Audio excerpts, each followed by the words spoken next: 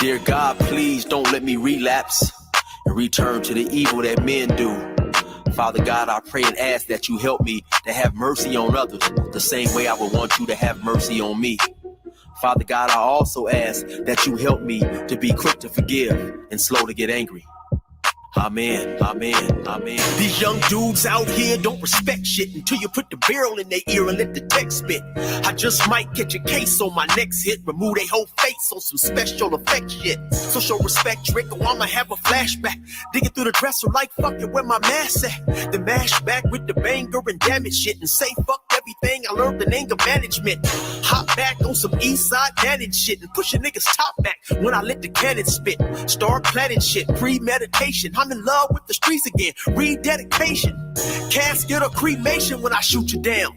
I was built for the smoke like a hookah lounge. I keep big shit that sound like a bazooka sound. And I shoot quicker than ain't gotta be a hoop around. Dear God, please don't let me relapse and return to the G-Ride with 3 straps. A ski mask with the case, squeezing keys apps, spraying everything from a nigga's brain to his kneecaps. Dear God, please don't let me relapse and return to the G-Ride with the 3 straps. A ski mask with the case, squeezing keys apps, spraying everything from a nigga's brain to his kneecaps. Gun on me, it ain't never for show, homie. I'm far from a bully, but I'm never a hoe. Get out of line, my Beretta will blow. Real talk, we can take the beef wherever we go. I bring it to your front door like I'm Uber Eats. I guarantee you listen up when this Ruger speaks. Plus I maneuver through these streets like a ghost, and I'm handy with the heat. I cook a nigga like a roast. On me, homie, this is not a boast. I will still come through, boy, and stop a nigga's post. Play him close, man, Eric will ease it. Quickly off the waistband, man, and Eric will squeeze it. Leave you niggas laid out dead or paraplegic. Niggas playing in these streets while I'm very strategic. I come to your house dressed like the gas man. Shoot you 9 times, leave you stretched by the trash can. Dear God, please don't let me relapse and return to the G-Ride with 3 straps. A ski mask with the case, squeezing keys apps, spraying everything from a nigga's brain to his kneecaps. Dear God, please don't let me relapse and return to the G-Ride with 3 straps. A ski mask with the case, squeezing keys apps, spraying everything from a nigga's brain to his kneecaps. I don't put shit on Facebook, I just holler in person. Put the pistol in your mouth while you holler and cursing. All that shit you kept rehearsing and put on your live. Got your clap with the big 4-5. You bitch nigga, if you tell me to pull up, I'ma do that. That nigga who was whooping first nigga that I shoot at. Ski mask on my face, bystanders be like, who that? I ain't with the talking, bitch boy, I thought you knew that. Leave his brains where my shoe at and bounce like I'm on a trampoline. Leave you laid out nigga like you camping on the scene. If you want something sweet, grab a peach or tangerine. Niggas won't smoke, well fuck it, I'ma let them handle steam. AR with the beam, you see the red dot? We tug on this trigger, nigga, it'll make your head pop. Blood pouring down to your shoes, call it Red Sox. Your brains hanging all over your shoulders like some dreadlocks. Expect the gang of dead off if they ever cross the line. The Lord said in the Bible, oh, revenge is mine. So I'm just trying to find a righteous path between the two. Before I lose control and do the shit I used to do. This being humble shit is new. I'm trying to turn the other cheek, but I ain't never been a bitch, so watch your mouth when you speak.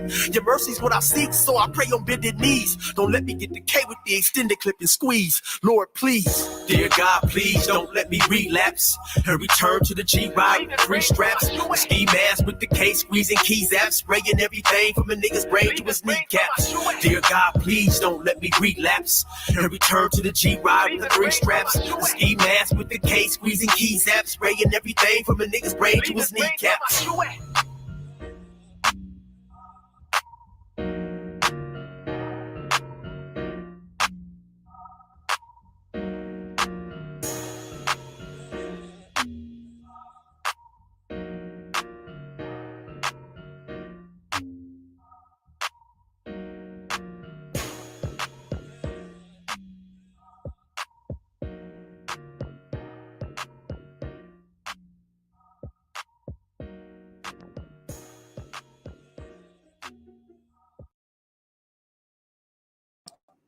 All right, y'all. Good morning.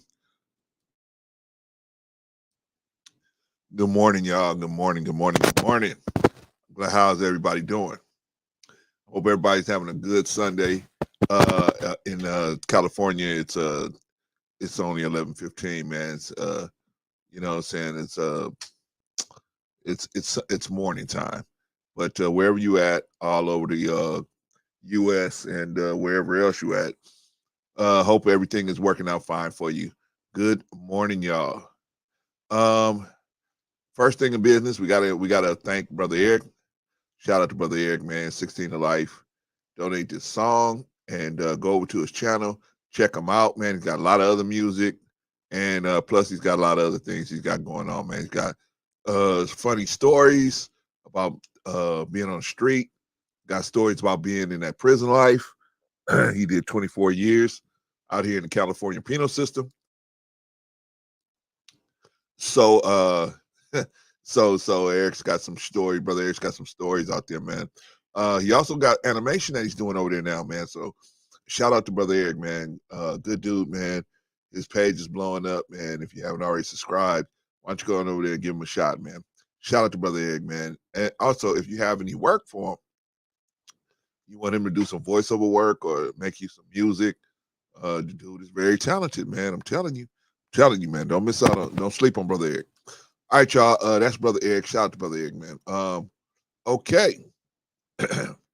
All right, everybody. We're gonna get right into it, man. Let's see what else. Rico checked in, man, but he fell off. Okay, so we're gonna have to worry about Rico when we get a chance. All right, we're gonna go straight into it, y'all. Today we're gonna cut it short. We're gonna do the Black History Minute and Job of the Week, and then we're gonna be out of here, man. We're gonna pick up everything else next week, man. Next week. All right, let's get into it, y'all. Let's get into it. Let's see. Oh, I thought I was out here, man. Thought I was out here. All right, let me see, man. Let me share my screen, man. Yeah, man. So let me talk while I'm doing this. Let me talk about what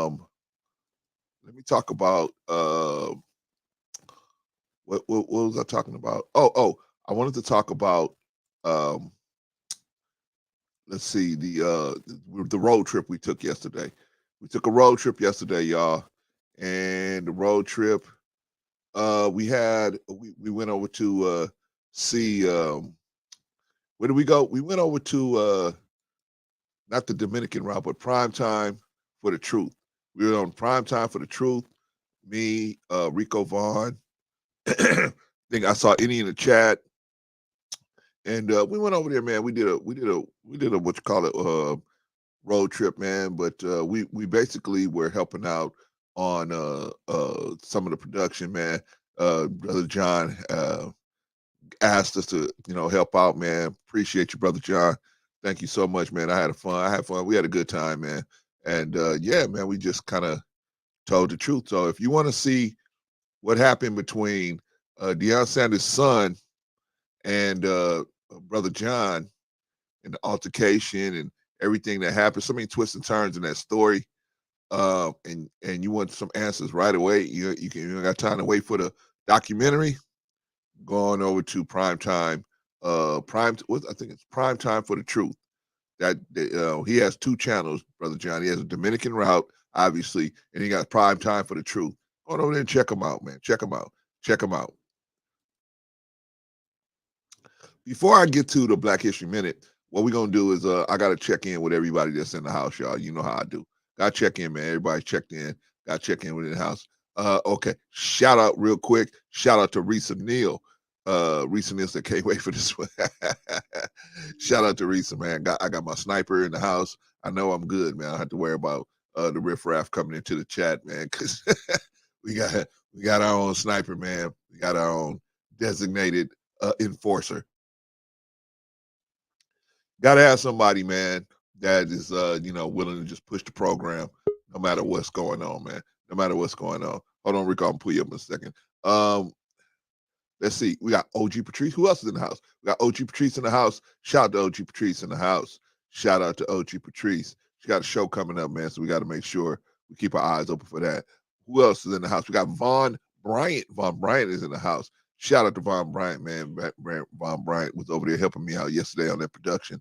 Rico as was Rico. Shout out to Rico. And of course, Sister Annie was in there, doing her thing, greeting and meeting and greeting everybody over there, man. Shout out to Sister Annie. She actually helped us too. Okay, who else is in the building? Who else is in the building? Sister Annie is in the building. Sister Annie, I told y'all, man. She was over there with us. We had a good time, man. I thought we did a great job over there. We had fun. and I thought we did a decent job, man. We didn't make Dion look like this ogre. We just pretty much told the truth and made the story very plain to excuse me, who was telling the truth and who wasn't. So anyway, shout out to Sister Annie. She was over there with us. What about the Great Pill Podcast? He's in the house. If you haven't already subscribed to the Great Pill Podcast, get on over there, man. Get a brother a shot. Will you like it? I don't know, man. Maybe you might, but at least get a brother a shot. Get a brother a shot. Okay, I think that takes care of everybody that is in the house. Oh, thank you, Sister Annie. Appreciate you. Thank you, Vaughn. Appreciate you, man. We couldn't have did it without you two, without the two of y'all, man. We knocked it out. I'm gonna do now. What I'm gonna do is I got one more person to introduce to y'all, man. Let me bring him up, Brother Rico. What's going on, big brother? It's going well, sir. How about you? Happy Sunday. It's the Lord's Day. Sunday. Happy Sunday. Yeah, it is the Lord's Day, man. Yeah. It's just man, sometimes I gotta take a second to think about all my blessings, man. All right. Yeah. Rico, what you think about the show yesterday, man? I thought it was good. I thought it went real well. Hopefully we can take some cues from the way it was run over there to replicate over here. Because it was run real smooth, informative, and that we should seriously take some cues from that and say, hey, we need to tighten up our program a little bit over here. Agreed. Because that went very well. If anybody saw it, I think, in that way, we got the information out. And sometimes when we get over here and other spaces, they just become chaotic and rambunctious, and you don't even get your information out. Yeah, agreed. That's the problem. So that was very focused. You killed it, the way you ran it, but the way we stuck to the points, kept moving through it. That's the way we should. More of these podcasts need to be run that way. But everybody seemed to be thriving on the Fight Club mentality. Well, that's what gets the likes and the views, man. So yeah, but we don't learn anything from that, though. That's the only problem is we don't. We learn nothing from that. What do we learn from the Fight Club mentality? How to fight. That's what I'm saying that, but that's just they're not trying to learn anything, Rico. They just trying to sling mud at each other. You know what I mean? Yeah. So that's unfortunate. Yeah. So I just figure I'm wasting my time then. So if that's all they're trying to do. Yeah. All right, man. Well, how you feeling today, brother? Feeling good. Okay, good. Having a little bit of a cold, but good. I'm self-medicating like always. Yeah. Well, hey, man, how do you get a lime in that bottom, man? That little bottleneck, man. Can you get them in there? You got to finesse it. You learn how to finesse it. Professional, huh? All right, man. Right on, brother. Okay, Rico, we're gonna do it real quick, man. We're gonna do the Black History Minute, and we're gonna do the Job of the Week, and then we're gonna get right into it, man. All right. Yes, first thing, let's look at the Black History Minute. Okay, number one, numero uno. Let me bring this up first. All right. Hank Aaron. Let me read this one real quick, man. February 5th. One of America's greatest baseball players, Henry Louis Hank Aaron, was born February 5th, 1934 in Mobile, Alabama. The Baseball Hall of Famer held the Major League Baseball record 33 years with 755 career home runs. Named the Hammer or Hammerin' Hank with his MLB record, it isn't difficult to figure out how he got the nicknames. His professional career lasted from 1954 to 1976. Hank Aaron spent the first 21 years with the Milwaukee Atlanta Braves and the last 2 years with the Milwaukee Brewers. Aaron, amidst racist death threats for getting ready to pass Babe Ruth's home run record, broke the record with 715 home runs on April 8, 1974 for the Atlanta Braves in Atlanta Fulton County Stadium against the Los Angeles Dodgers. After his retirement, Aaron worked in the front office for the Atlanta Braves. Hank Aaron died on January 22nd, 2021 in Atlanta, Georgia. Holy smokes. So that's Hank Aaron. Who else we got on the docket, man? Who else we got on the docket here? Oh, we got the Greensboro sit-ins. Yeah, I know what that is. Okay, let's see. This is the 5th, and Greensboro is on the 1st. Okay, Rico, do you know about the Greensboro sit-ins? No, I think I might have heard of it, but I can't say I'm very familiar with it. Okay, let's check it out. February 1st, 1960, the Greensboro sit-ins. We know one person can make a difference in the world. Imagine what four can do when united in purpose and commitment to make change. On February 1st, 1964, young North Carolina A&T State University students Ezell Blair Jr., Franklin McLean, Joseph McNeil, and David Richmond walked a few blocks from the campus downtown to Woolworth's department store in Greensboro, North Carolina, for the changing of history. It's got a statue of them. Okay, yeah, it got a statue of them out there in Greensboro. Greensboro 4, late in the afternoon, sat on 4 bar stools at the segregated lunch counter and asked for coffee. When they were refused service, they remained at their seats until closing. The next day, over 20 students returned with them, including some of the all-female Bennett College. The third day included over 60 persons, followed by over 300 on the fourth day. With promotion of the sit-ins in the media, the sit-in tactics spread to other cities in North Carolina and eventually throughout the Southeast. The Greensboro sit-ins is credited as being a major and most influential sit-in of the civil rights era. Eventually, Woolworths and other stores gave in to the sit-ins due to loss of financial business and the negative public reactions occurring with the publicity. Many of those participating in sit-ins received verbal taunting and physical abuse, but attempted to abide by the non-violent method protest advocated by Reverend Martin Luther King Jr. What do you think about that, Rico? Yeah, pretty good. Yeah. So Yeah. they started the lunch counter sit-ins. Right, For right. students. So that's pretty good, to be for students.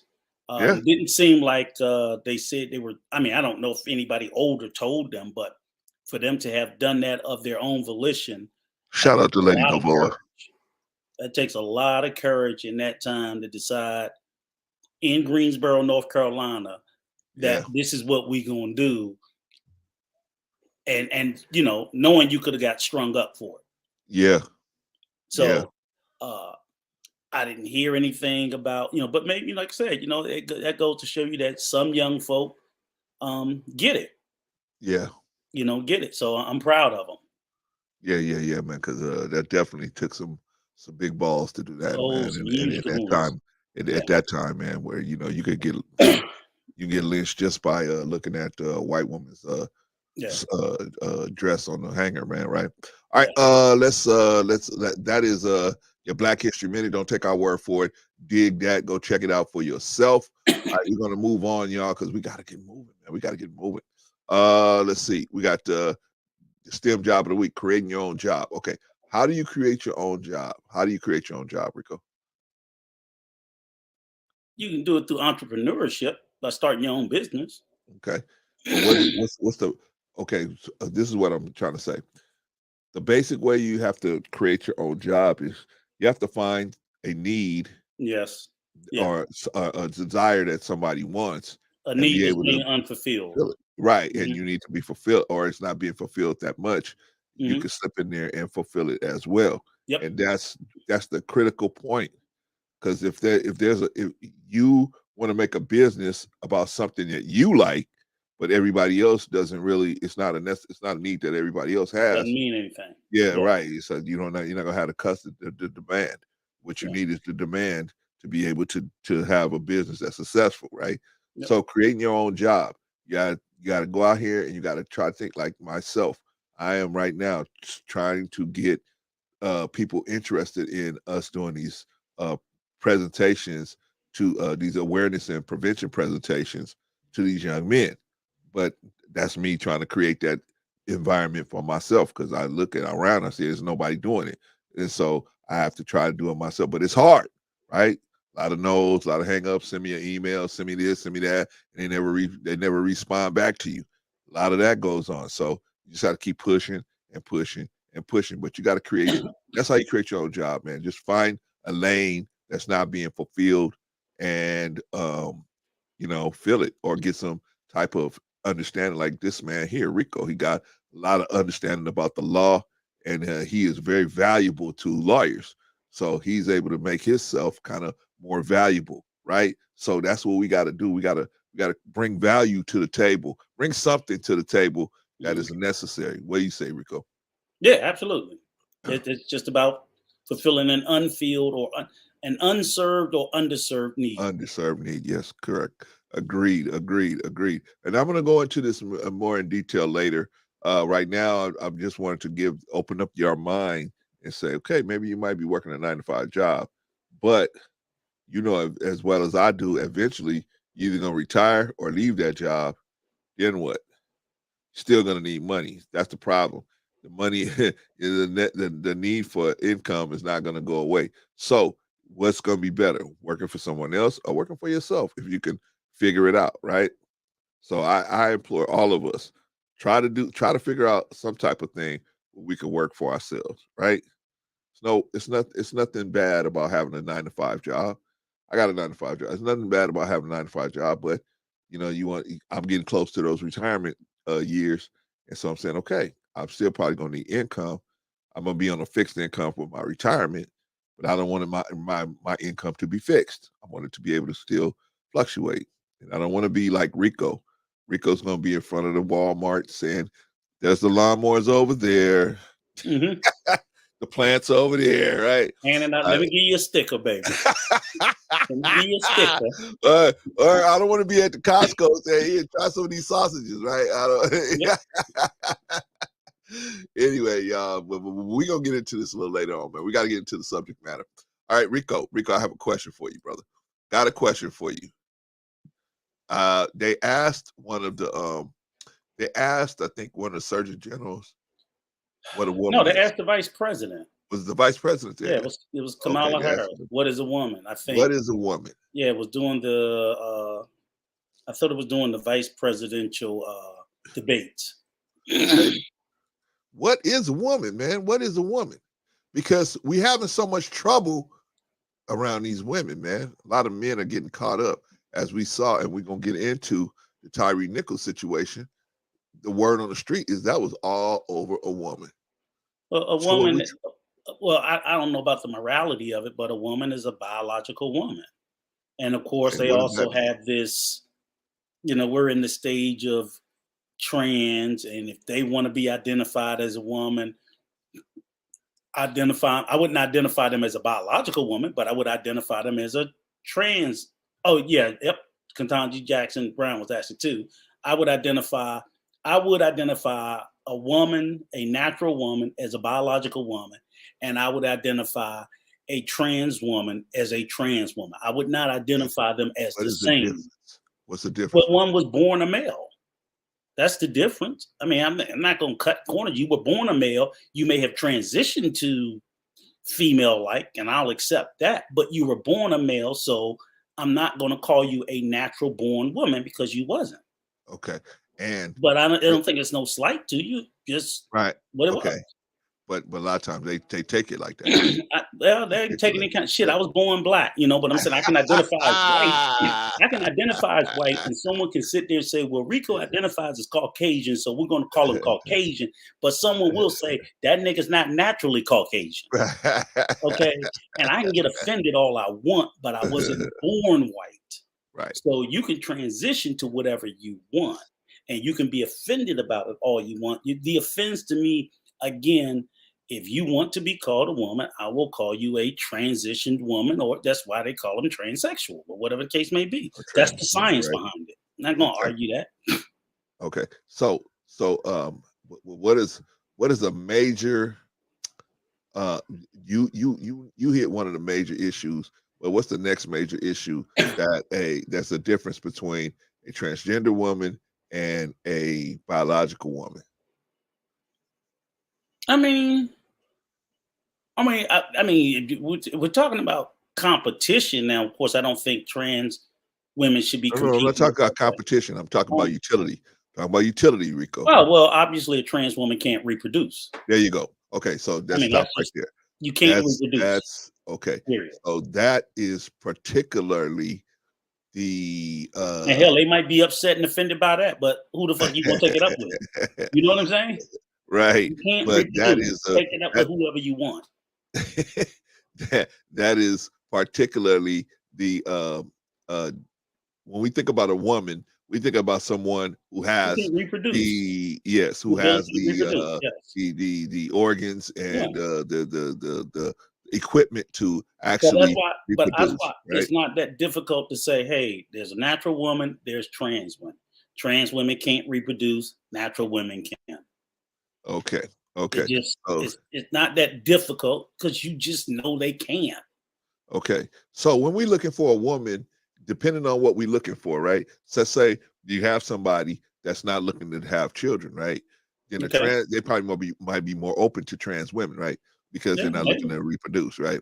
Right. However, I would say over 85 to 90% of men are looking to reproduce themselves, right? I would say the overwhelming majority, right? So I think the overwhelming majority of people are looking to reproduce, men and women. Okay. Well, I think a higher propensity of natural women have an inherent nature to want to reproduce. So many of them can't. Agreed. But the biological, because their body is made to produce. I think it's stronger in women than it is in men. The need to want to reproduce. That's just my belief. Okay, so Vaughn says a woman is one who has ovaries, fallopian tubes, uterus, birth canal, etc. Anything other than that is not a woman. Well, Vaughn, what if now they can put into you ovaries, they can put into you fallopian tube, they can put, synthetic, put that stuff into you. But you still Are you a woman reproduce. Now? No. Because you still can't reproduce. Still can't reproduce. Okay, that's the issue. Okay, so that's why I say, I don't identify them as women. I identify them scientifically as transsexual women. Science came up with a terminology for it. Okay, so because now I'm just you're right, Rico. Women have a need and a desire to reproduce as well. So, but men have more of a what's the word I want to use, man? Their need has a little more aggression to it because they feel like for whatever reason, maybe it's the testosterone, but they feel like, hey, I want to breed and I want my genes to be here, right? Yeah. Okay. Now, that being said, I think that's where we get in trouble with some of these situations because men feel like this woman is my property or this woman belongs to me. Did we do the job of the week? We just did, Rico. We just said you got to start your own business. Oh, you didn't do your slide like normal. That's why no. Because I want to hurry up and get through this. Oh, okay. All right. That's why I was wondering. I'm like, all right, I got you. Okay. I don't see no slide. I don't see no money. No nothing. Okay, we're good. We're good. All right. That's why I was wondering. Like, huh? Okay. All right. We into it now. I got you. Okay. Rico, this ain't prime time for the truth, man. This is you're on Let's Talk to Better Black Life today, man. You normally have your slide. You should have had a slide. You should have had a business owner slide. I will next week, brother. I promise you. I will. I'll have everything back to normal next week. Okay. I just wanted to get started this week. Yeah, go ahead. This, man. That's good. Okay. That's good. All right. So we want women. We want a woman, right? Excuse me. We want a woman, right? We want a woman because now I'm gonna ask another question, right? We defined what a woman was, right? We had a couple different definitions. Now, what is a woman's purpose? Is her purpose to get a job and be a prosecutor? It's reproduction. We know that. Okay. Well, that's their base purpose. Okay. But then I think they have purposes in addition to that. I don't believe a woman's sole purpose on this earth is to simply reproduce and not sole purpose, but highest. I know. So that's it. That's their. I think that's their base purpose. Okay, Meaning that's the foundation. But then correct, they have additional just like the man. I think the man's base purpose is to procreate as well. correct. You see women, i.e., that's why you have lions and all the animals in the jungle where they fight over who gets to mate with the woman because they need to ensure that their seed survives. So it's almost like we almost have the same base purpose. And like, I don't think our base purpose is war, Right. protection. That's the things that we do. But humanity's base purpose here on this earth, I think, is the reproduction and the procreation and proliferation of the human race. It's like, because we know we have a finite period of time on here. And if we don't continue all animals, if you don't continue to reproduce, we go extinct. Right. But I think men are much more when it comes to reproduction, I think men are more narcissistic, and I don't know if that's something that's natural or innate. Where Yeah, I want to continue the human race, but I want to continue the human race with my genes. I don't want to sure. continue the human race With with your somebody else. genes. Right. I I get want to that. continue the human race with mine. So I'm going to do the best I can to try to put as many little me's out there as I can. Right. Agreed. Yep. Okay. All right. Yep. So that's what a woman's purpose is. Uh, like you said, the base purpose is to help us continue Reproduce. in this world, right? Hmm. Okay. Now, here's another question. This is a little tough one. What have women become?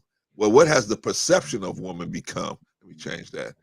Because the perception of their purpose. What has the perception of? In other words, we used to think their purpose was to help help the man create the family and then stabilize the family with certain things that the woman did, certain things that the man did, right? Hmm.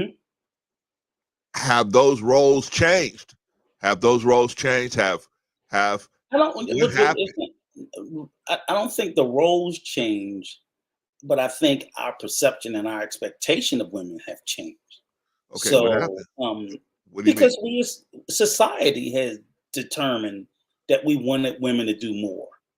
That just having children, we evolved to the point that we realize that women are capable of doing more than just reproducing and having children. If we thought that that was the only thing they could do, that would be the only thing that we would expect of them.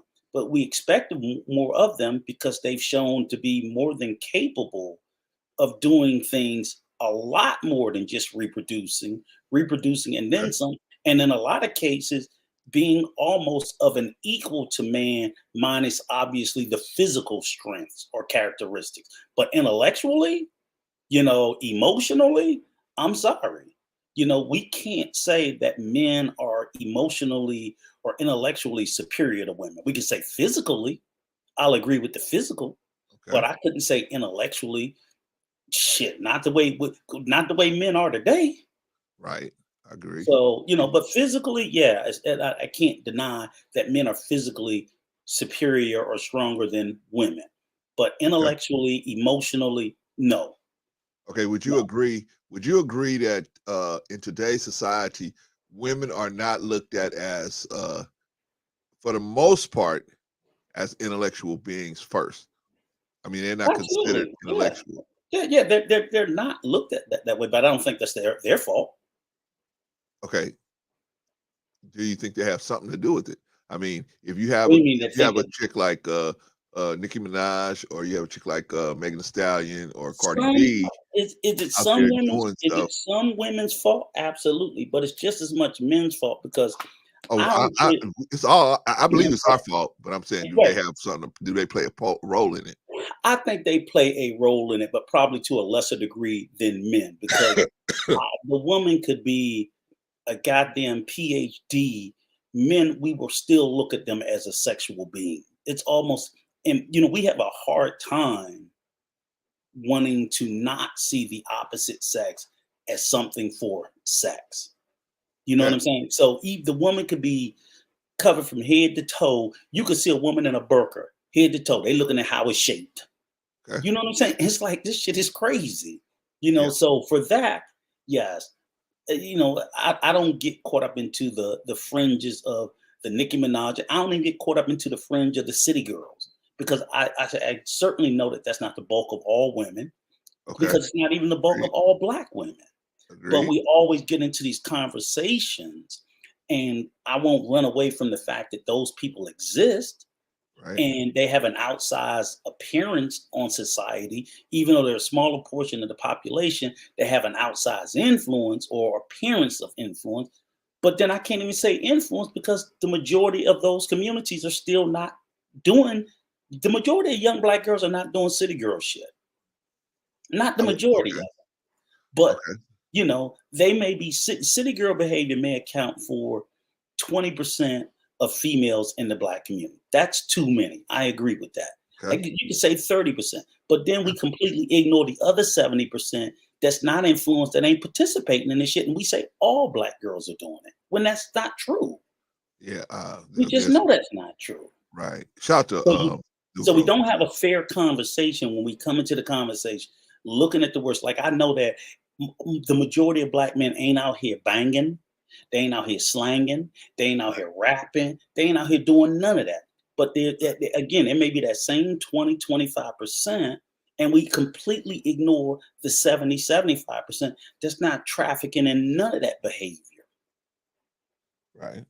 But Right. that's what we like to talk about.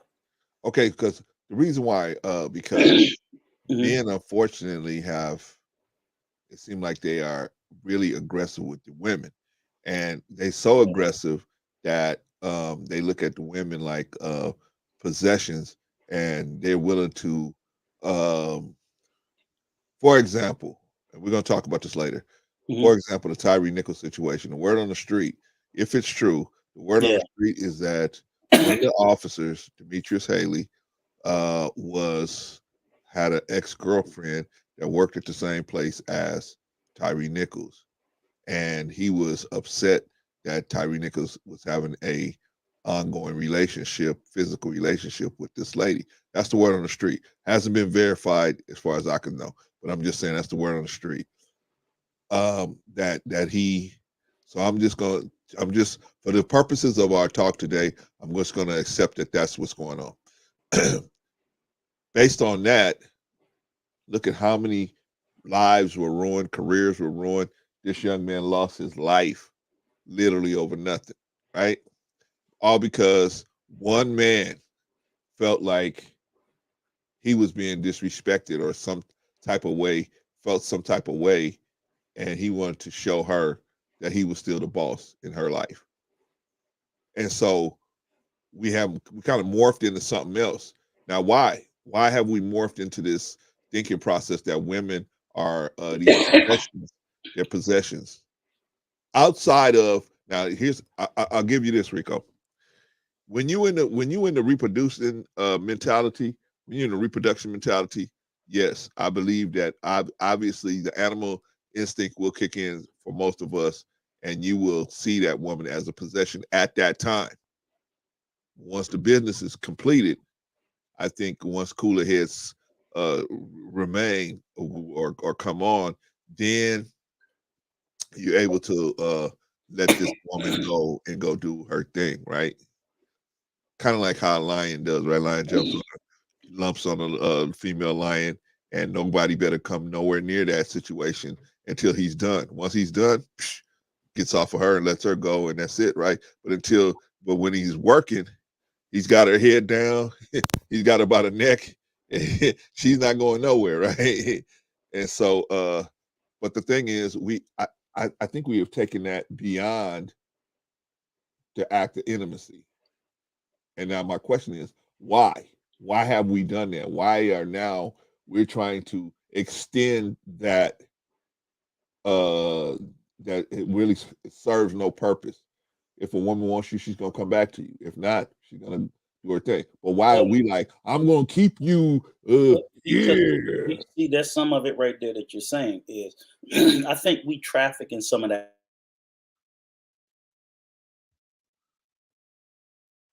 Rick,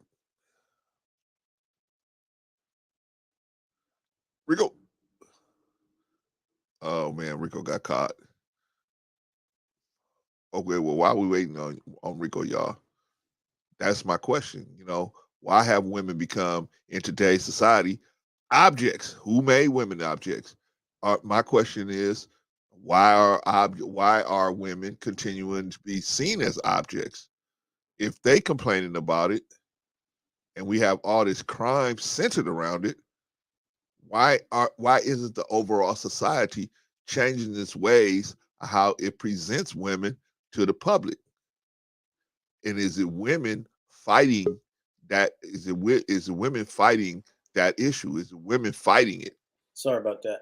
Hey, Yeah, no, man. So Did you hear what I was asking, Rico? no, I didn't. Okay, my thing is, if women are saying they're tired of being looked at as objects, if the society we have all this crime centered around women being viewed as objects, why isn't the media and the society willing to change and willing to stop promoting sex at every turn so that women won't be? And then also, why do we have women like Nicki Minaj, Lil Kim, Okay, well, so on and so forth? Let's start in one space. Okay, what we All got to stop doing is we got to stop looking towards the media as a morality. There's no Okay. moral media. The media is a money-making venture.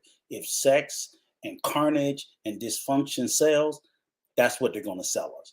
Period. So our choice to consume what the media puts out is just our choice. They're not going to, oh, they should put, people are always talking about, oh, they should put nicer stuff out. Now, I'll go further.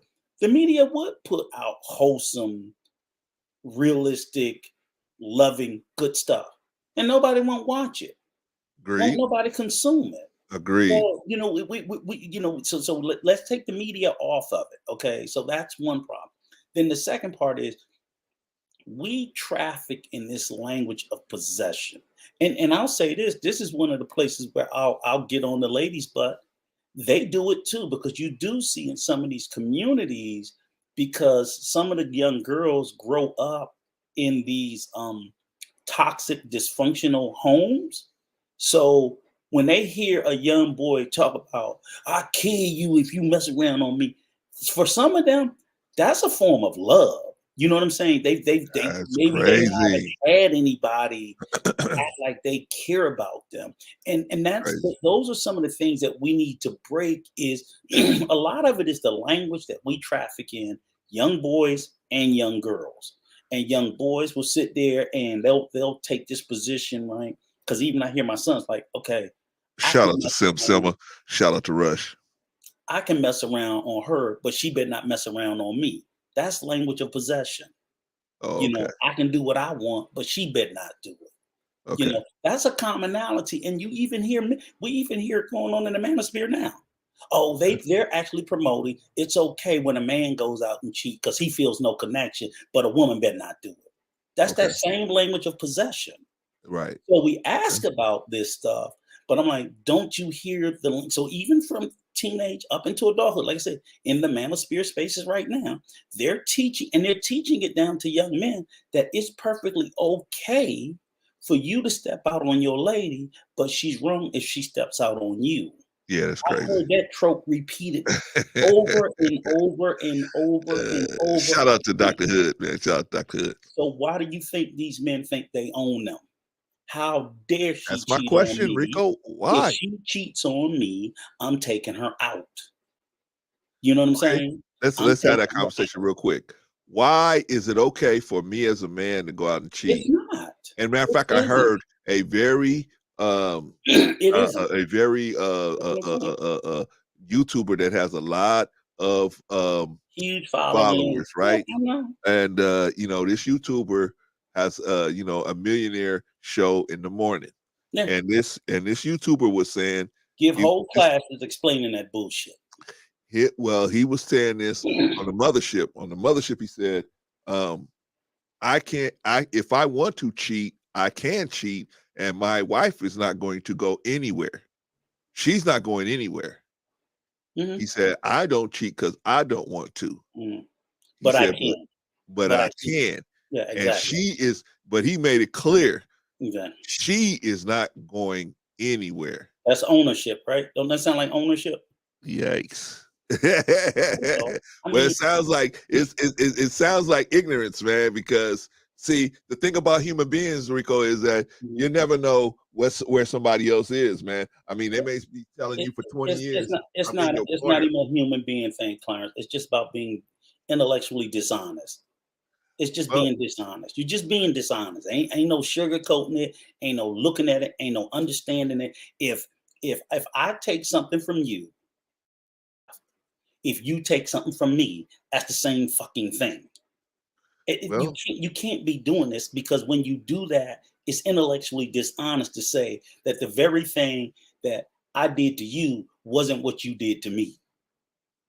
well, I don't think that's what they're saying, Rico. I think Yeah, they're it is. saying He's that saying, I'm you a could you could man. I'm a Because I'm man, a man, I can do that to you, I but can do this you a to you. woman, you can't do the same thing to me. Right. And That's then that's but what they're saying.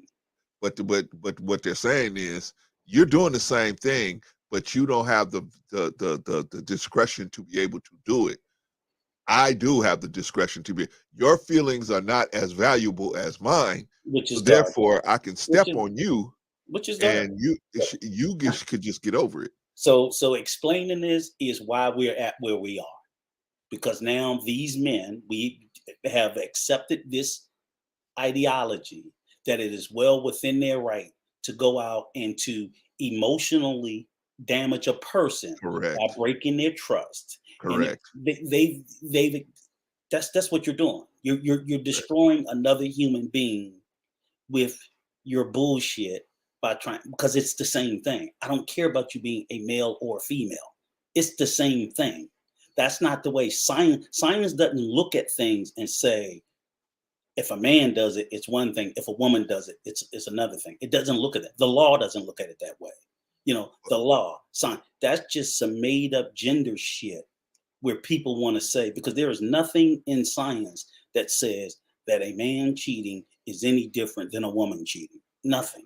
Well, if you There's look at nothing most in the law that says that. if you look at most animals, bears, lions, tigers, whatever, most of them, none of them are really monogamous. But that's fine. They go into their unions knowing they're not monogamous. Right. We created this system of monogamy, so we both need to adhere by it. And when we created the system of monogamy, we created a system that said neither shall forsake the other.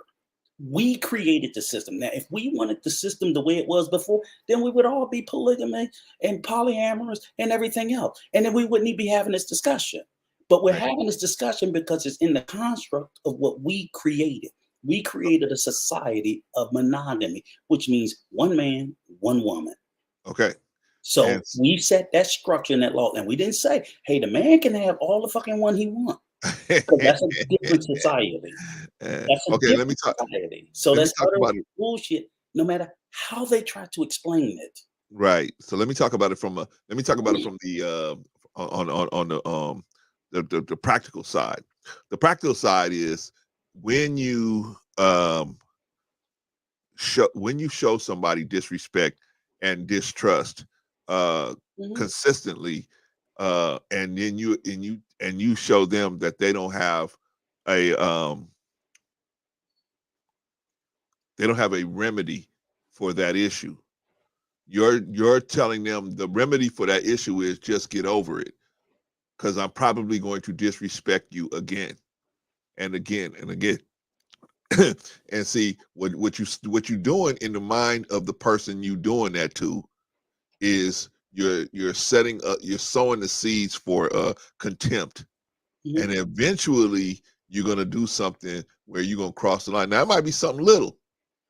You got all these years where you done did all these different things, and now you're not even doing that anymore, right? And then one day they just get sparked, or they snap, or seeing something that reminds them of the disrespect that they took in the face without having any provocation, and they may leave. And a lot of you guys, well, my wife left me, well, my wife did this, my wife did that. Yeah, because maybe you was trying to run one of these kind of programs on her. That's what Kevin Samuels, rest in peace, wasn't telling you you were setting up something in your household or in your wife. Because we as human beings, we want to be done right. We want to be done in a way where we always are respected. We always are treated with respect and dignity and honor. But Clarence, a marriage relationship is no different than any other relationship. It's no different than a friendship. It's no different Agreed. than a business relationship.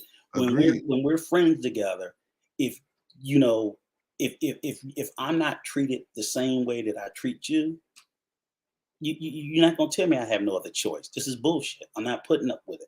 So Right. it's the same thing. So a marriage is a relationship, just like a friendship, just like a business partnership. They're all the same, and they're all based off of equal. So when one tries to treat the other, oh, I can do this, and you can't do you can't do something to me as a friend and think I can't do the same thing to you. That's bullshit. Right. No, I'm not. That's just crazy. So them trying to sit there and take what's just intellectually dishonest and insert it, say, but for marriages, I'm like, okay, but would you treat a friend of it? No, because you worried about him busting you in your damn head. Because Yeah, he's not gonna put up with it. I would like to see him explain that to his daughter. When his daughter Right. comes over his house crying that her husband, been doing that and been going out and been going out and been Or going out. better yet, tell her go back home and take it and deal Yeah, with go it. back and go get some more, right? Go back and get some more. That's gonna be a hard sell. That's gonna He be a only hard had sell. 2 outside babies, so you can deal with it. Right. You can deal with it. I'm like, That's okay. really? Hey, This is how y'all we're all need to be fathering? friends. I'm not fathering that way. I don't father that way. I don't. Y'all I can all don't. be friends. I don't. But I don't even in my mind try to rationalize it or understand it or figure it out. Okay, Rico, I got another question. Why are we doing all of these foolish things over these females, man? Why are we doing that? I don't know. It's just crazy.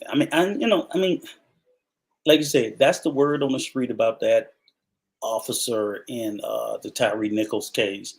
And even if it's true, what the hell was the other four doing?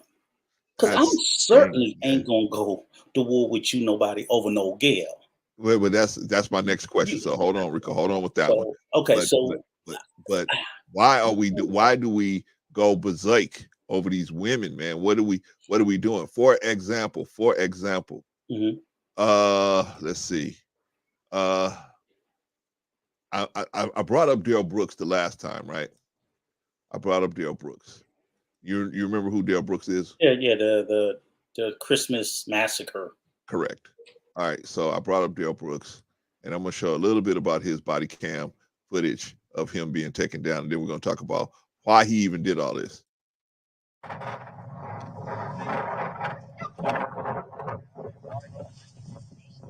Big Ben.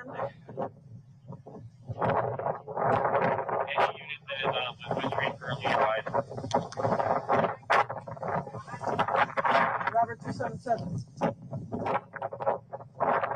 Robert 277. What's up? Hands up! Put your hands where I can see them. Put your hands up! Hands up! Hands up! Get on the ground! Get on the ground! Do it now! Hey, take one of the hospitals. What did I do? Lay on your stomach. What did I do? Robert, are you on those? It's doing right. You got something with your name on it, man? No. Okay, lads. Cooperate with us. Okay. Paused at 1 minute and 4 seconds. All right, that was Darrell Brooks getting taken down. Now, Darrell Brooks is the young man that drove his SUV through a parade route in Wisconsin, okay, and Milwaukee, Wisconsin, and he murked 6 people and injured like 70, right? But why? Why did he do that? You know why he did that, Rico? Because he was in the car with his girlfriend. He got mad that the girlfriend didn't want to be with him no more. And he decided, that's it. I'm going to drive my car through all of these people, right? Now, obviously, we all know that's wrong, right? That's wrong. But my question is, why are we doing stuff like this? Like, why are we looking at women that to that point where we can't say, okay, you don't want to be with me? Okay, I get it. Have a nice life. Let me go find somebody. You go find somebody. Is it the rejection? Is it that we feel rejected when? Is it that we feel rejected when women don't? When a woman walks away from us. It could be, but for me, I again, Shout out to Marcus, by the way. it's hard for me to put this on the woman. It's just I just I don't get it. I think these people are just already emotionally broken people, and I think they use the instance of a breakup, and say that was the catalyst to make me do what I did. But I think for most of these people, it could have been something else. Now, maybe the breakup is the most closely emotional event that occurred, but hell, it could have been a job loss. It could have been, a I heard family the fight. story, though. It could have been. I think it's yes, it is the breakup, but oftentimes when we look at it, these people had episodes all along the line. They shouldn't even have been in a Agreed. relationship because they were Agreed. emotionally screwed up. These are people that are already emotionally fucked up, and then they get into a relationship, and then the breakup of the relationship or the rejection of a relationship triggers their already manic, personality. Okay. That's what I think. So then it's like we blame it on the breakup, but it's like that person was already broken. He was broken, got into a relationship. The relationship might have kept them balanced for a while, but then the person that's stuck in a relationship with this crazy SOB get tired of being in it, Okay. and they in the relationship because you be like, this motherfucker's crazy. And then he's like, oh, she always call me crazy. Motherfucker, you is crazy. And then they go out and so we take the nexus to blaming it on the relationship rather than Mr. Brooks. I guarantee you, long before that relationship was crazy, demonstrably crazy. Definitely. Definitely. Yes. But now we say because of the breakup, this is why he did what he did. And that seems to be the case in all of these instances where, yes, you'll see, the breakup is the catalyst that made them do it, but they were already unstable in the first place. Agreed. So that's Agreed. why I'm hesitant to say, like, I don't see no woman out here making your ass go crazy. You know what I'm saying? You are perfectly sane, balanced, emotionally stable man. And this one relationship just made you. No, I see a breakup taking people who are already unstable and being the tipping point. But you were already unstable in the first place. Agreed. So Ski, because the unstable people, Mm-hmm. okay, now they are still out here, and I believe that's a lot of people. That's a lot Yeah. of people. And so they Mm-hmm. are out here and they feel like this woman belongs to me. Mm-hmm. Once they get into a relationship or marriage or whatever, Mm-hmm. this is my woman, right? Yes. Okay. Now, when they feel like they're losing control over this woman, I feel like it's my opinion that they feel threatened. Mm-hmm. Feel threatened, and then they decide to, in a bid to try to take the power Regain back, they make an control. impulse decision, Yep. right? And then they decide, okay, I'm gonna do this, right? And then next thing you know, it has dire consequences, right? Mm-hmm. So, oftentimes the people who had nothing to do with it, and right, but like like you for said, example, the this point situation with point Tyre that's Nichols, important to make is the instability existed before the catalyst, and unfortunately, many of people have gotten into relationships with people only to find out this motherfucker's unstable, right? and then I can't blame them for not wanting to stay in it. Right. So naturally they trying to get away from it because they figured out, some of the, like I said, with serial killers, they can be very charming. They can be very, deceptive. you don't know how unstable they are until you get intimately involved with them, and then you realize, okay, Oh the no, elevator Rico. don't go to the top And floor. sometimes there's breadcrumbs, Rico. Sometimes there's Yeah, breadcrumbs. sometimes I'm right. I'm not saying that red flags don't exist, but because Okay. they do. But I'm saying once you realize whether it's a red flag or not, you're like, okay, I got to get me and mine the hell out of this because he crazy. Right. Then of course, like you said, they Or she's feel the crazy. loss of control, everything. So then they'll be like, she made me do it. No, she didn't make you do it. Your ass was already crazy. Right. That's I would say that's 99% of the time. I've yet to Right. see the case of a completely stable, emotionally intact person being driven crazy Well, by a woman. no. Yeah, it's just that the emotionally unstable Yeah. guys, what they do is they get good. They're good at hiding that instability, and Yes. so that the Yeah. woman does not see that all at once, Mhm. right? She just at best she can see little crumbs and stuff, but Mhm. she don't see it all at once, and Yeah. so she ends up getting in a relationship with the dude, and now you got a real big problem. Yeah. Now And you got a real big problem. it's vice versa. The same thing with women. So when she key your car and bust your windows out and all that shit, she was already that. That was already there. All that was already in that person, and the breakup will just be the catalyst to make them act out in that way. But it's like you didn't make them bust your car windows and scratch it. That was already in them. That was Right, already in that person. right. Then you dumping them, breaking up with them, getting in. That's the catalyst for them to act out that way. Okay, So you so know, let me address this one real mhm. quick. Okay, so Negro said Eve made Adam so crazy he disobeyed God. I don't know if Eve made him crazy. I'm gonna say that he got to the point where he Did got she to make him or did she just convince him? I don't know. well You she didn't just tell the made a whole suggestion. She just made a suggestion. But time. here's the thing. So He maybe was disobedience was already within Adam. correct. I But see. That's what I'm saying. I don't know, so I'm not. no, I no. don't But do the whole. what I'm gonna say is that So the his disobedience desire probably to right. his desire to still have her Mhm. because he felt maybe if since they were at odds on this issue, maybe she might not stay his companion, right? A lot of times, these guys do the same thing, right? So maybe he said to himself when she, pressed the issue about, the fruit, maybe he said to himself, okay, I love this woman.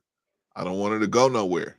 If I don't eat that fruit, if I don't partake in this, then she's going to leave me and then I'll be without a companion once again. I don't want that situation, right? So I better just try. God probably will forgive me, right? Yeah, I don't Or I don't know. It's not that bad. It's not that bad of an issue because we do the same know. thing here, right? We do the same thing in the real world. We'll say, well, you know what? Um, I know I'm not supposed to do X, Y, Z, but if I don't, my wife or I don't like this particular type of music, but I'll go to this bar for my girlfriend or whatever. I'll do whatever, right? And we're not honest with the people and say, no, this ain't gonna work because we don't want to be left without a companion. We don't want to have a companion, right? But can Adam really blame Eve? Can't really blame her. She just made a suggestion. They both ate it, right? It, according to the book, both ate. So you can't blame this person and say you're the reason why. You're the reason why. Now, if the guy comes and he makes a judgment, that's different. But I'm talking about us. I can't say, well, I did this. Rico made me jump out my window because he made me mad. No, Rico didn't. I already I agree with Rico. I already had that kind of instability Yeah. in me, and he just maybe triggered something, said something that triggered me. So my question is, we're not saying that he couldn't have told her no. We're just saying he didn't tell her no, He didn't tell her no. but he could have told her He no. could have told her no. He could have told her, Okay, hey, no, you did and that, I don't think be it was gone. He could have told her, be yeah. gone, So right? was the conversation that, hey, we eat this apple or I'm gonna leave? So yeah, No. other than The that, she just conversation, said, "Why don't we do it?" was you being lied to. You being lied to. See, I ate, nothing happened to me. Right? I ate, nothing happened. You being lied to. And this person told me that if you eat, you gonna have knowledge of like a god too, and And then he you're gonna still be could have just told her a no. rival. And God don't want you to be a rival. That's why He don't want you to eat of this fruit. Okay. Right? That was the spiel that Okay. was given to her. By She the ate. snake, by the serpent. Nothing happened to her. So Okay. she said, "Oh, okay. Well, see, he must be right Hmm. because Adam said you'll surely die when you eat this fruit." Right? Hmm. Okay. So what he could have said, right? He had a lot of options, right? Hmm. Okay, stay right there. I'm gonna go get God, and then we're gonna deal with Right. it. Or he could have said, No. get out, be Right. gone. But he had fell in love with this girl, right? He fell in love with her. He felt like, man, I can't live without her. If she leave me, because maybe he would have, because he knew if he didn't, either she was gonna have to leave, they was gonna have to be separated. So he didn't want to Okay. be separated from her. So he'd rather go to hell with her than stay in heaven without her. Well, there you go. Right? But here we are doing the same thing here, right? So Some of then, us in right. So relationships then, with does these. that mean and this is my last question? I don't like to Uh, stay on this church too much. So does that mean then, in essence, if the story went the way you just said, that there was a level of brokenness already in Adam, that he was willing to defy the will of God for Eve? Absolutely. Okay, so it goes back to, remember, there was a certain level. There had to be a certain level of instability that already existed for the manipulation tactic to work. Because Of course. if he was rock solid in there without a bit, you know what I'm saying? So he could have been almost deceived by the serpent himself. No, not him. Now he couldn't have been, and here's the reason why. Here's the Yeah, reason why. I'm just Because asking. okay, here's the I'm reason why. learning. He couldn't have been he couldn't have been deceived by the serpent because he had no relationship with the serpent. Yeah. There was nothing for the serpent to leverage his emotional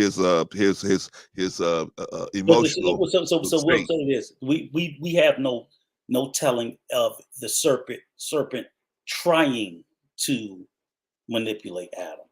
No, no, Okay, so we don't know. We just know it never happened. it's not written down, Right. so to Okay. speak. Okay. What's Okay. happening That's with why I him? was just wondering, like, So the same thing he did to Eve. Maybe I don't know. okay, Maybe he could have. What the serpent, all he did was did some slick talk on Eve. okay. And since Adam fell for the slick talk he told Eve, that would make me think maybe Adam would have fell for the slick talk that the serpent would have done to him. No, I don't no. know. Here's the reason why. Like I Hmm. said before, uh, uh, he was told specifically who to look out for. So he knew Oh, who okay. that person was. So he didn't Oh, have okay. no issue Okay. and he had no Okay.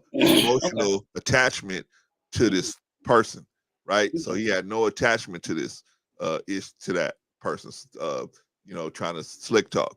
Now Eve, Wasn't because given she any was warning. naive or whatever the reason she had, gave this dude an audience, and he kept working on it, and this snake knew I Was can't she get to Adam, was she but given she the can get same to Adam. question? Was she given the same warnings as Adam? I'm just No, asking. Okay. Adam was Okay. giving it straight and direct, Right. I right? know. Straight and direct. I'm Okay, saying, but Eve so wasn't that given any that warning. warning She was knew never that. given straight and direct to her. He, what being the representative, gave that warning to her. Okay. He being the representative, he gave that warning to her. Okay. That's why when she ate, nothing happened. Until he ate, that's when everything went down. That's when everything went down, right? Got it. And you right, New Growth. He tried to blame her, but what I'm saying is he was he shouldn't have did that because he was in the error for doing that because couldn't blame her because she didn't force his hand. He decided to do it on his own because he didn't want to be without her companionship, right? So that was, in my opinion, that was his ultimate goal, was to not be by himself anymore, since he had spent so much time by himself, didn't like it, and he felt like, man, if this woman leave me, I'm gonna be by myself again. And let's get out of church. Right. All right. So So I don't want it to get contentious. Sometimes it can. yeah. Okay, so we good. So you All got right, other questions, right? All right, so we just trying to figure out why we do some of this stuff. Some of the things that have been brought up is possession, emotional instability, a couple other things, right? Okay, now I'm Rico, my girl, right? My wife decide, hey man, she don't want to be with me no more. I'm like, oh man, Rico, I know where she stands, and she hook up with this dude. I said, Rico, come on, man, come with me over here to this dude, man. Let's get him, right? Let's get him. Nah. Now, here's my next question. Can you recognize when you or your homie is on some buster-ish? Yeah, I mean, Busterism. I can say this. I am not gonna tell a lie that I ain't never been hurt by no woman. But I'll be honest with you, I live with the I don't philosophy. think any of us could tell that lie. I live with the philosophy, and I tell my sons this all the time. That woman's body is hers. As much as Oh man, Rico is getting good, man. All right, y'all. Well, until Rico comes back, can you recognize when you or your homie is on some busterism? What's busterism, Clarence? I'm from the West Coast. Yeah, I'm back. Oh, you back? Okay, come on. Yeah. So I mean, so when I say that, I never, ever in my life thought I'd ever shout out to Big Riggs. No woman or no dude over no relationship. It just never crossed my mind. Now I've seen some dudes talk that, and I'm just, because the bottom line is, I'm like, if she dumped my ass and left me, what good is going over there fighting? I agree with you. I ain't never seen a dude. So why do guys do that and get the relationship back? I don't know, because my thing is, if my old lady left me for you, I can come over there, whoop your ass. That ain't gonna make her come back to me. She's still gonna stay, right? Still gonna stay. I don't get it either, and man. I might go over there and get my ass whooped, which is usually the case. That's usually the case. More dudes go over there that get whooped than dudes go over there doing any whipping. Or somebody losing life. Right. Over and I'm silly. like, it does nothing to fix the relationship. Nothing. So to me, it's just never anything. And like I said, yeah, I've been heartbroken. I've cried over a few, but never to the point that I'm moved to. And I better not even catch none of my kids. Like, man, you know what? And I tell my sons all the time, I'm like, you don't own that. She give that tail to whoever she want. Anybody she want. You got to get out of. I don't care, because that's the biggest cardinal sin as a man. Oh, I can't believe she slept with. It's hers. She can do whatever she want with it. Yeah, it's hers. Not necessarily a reflection on you. Even if it is, you don't own it. You got to get out of your head that you have ownership of another person's being, because you don't. By the same token, I've always said they have no ownership over me either. Right.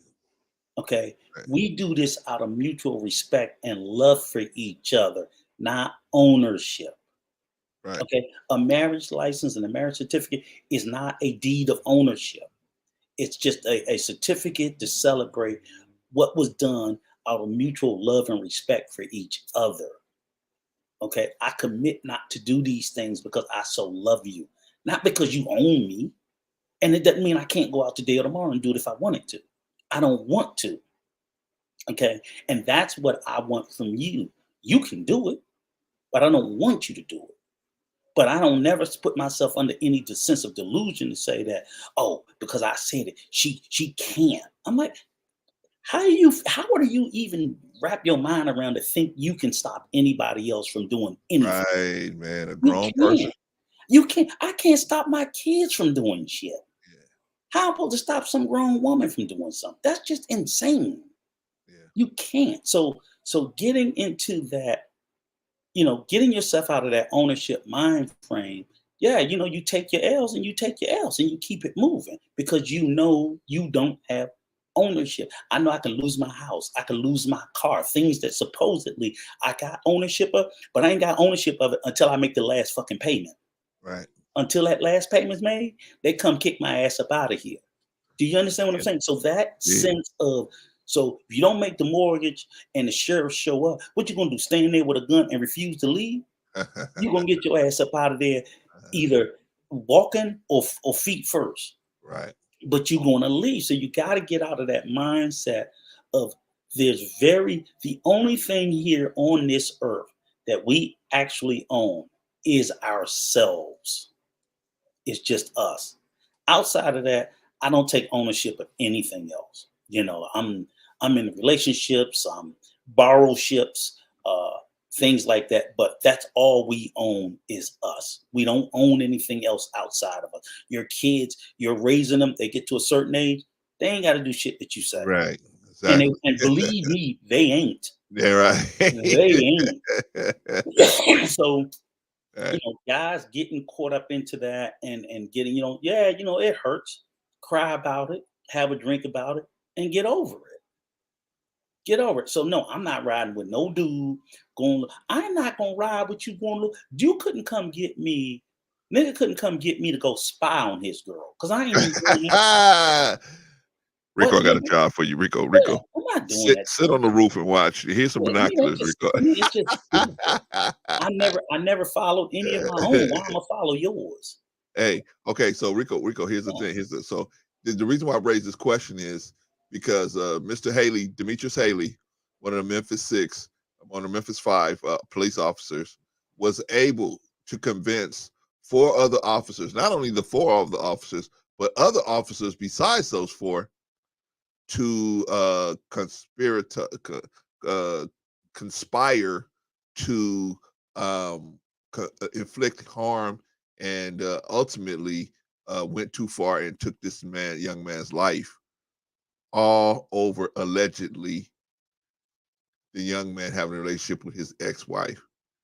That was the catalyst, allegedly, right? But the thing is, I'm not going nowhere with nobody. One time, I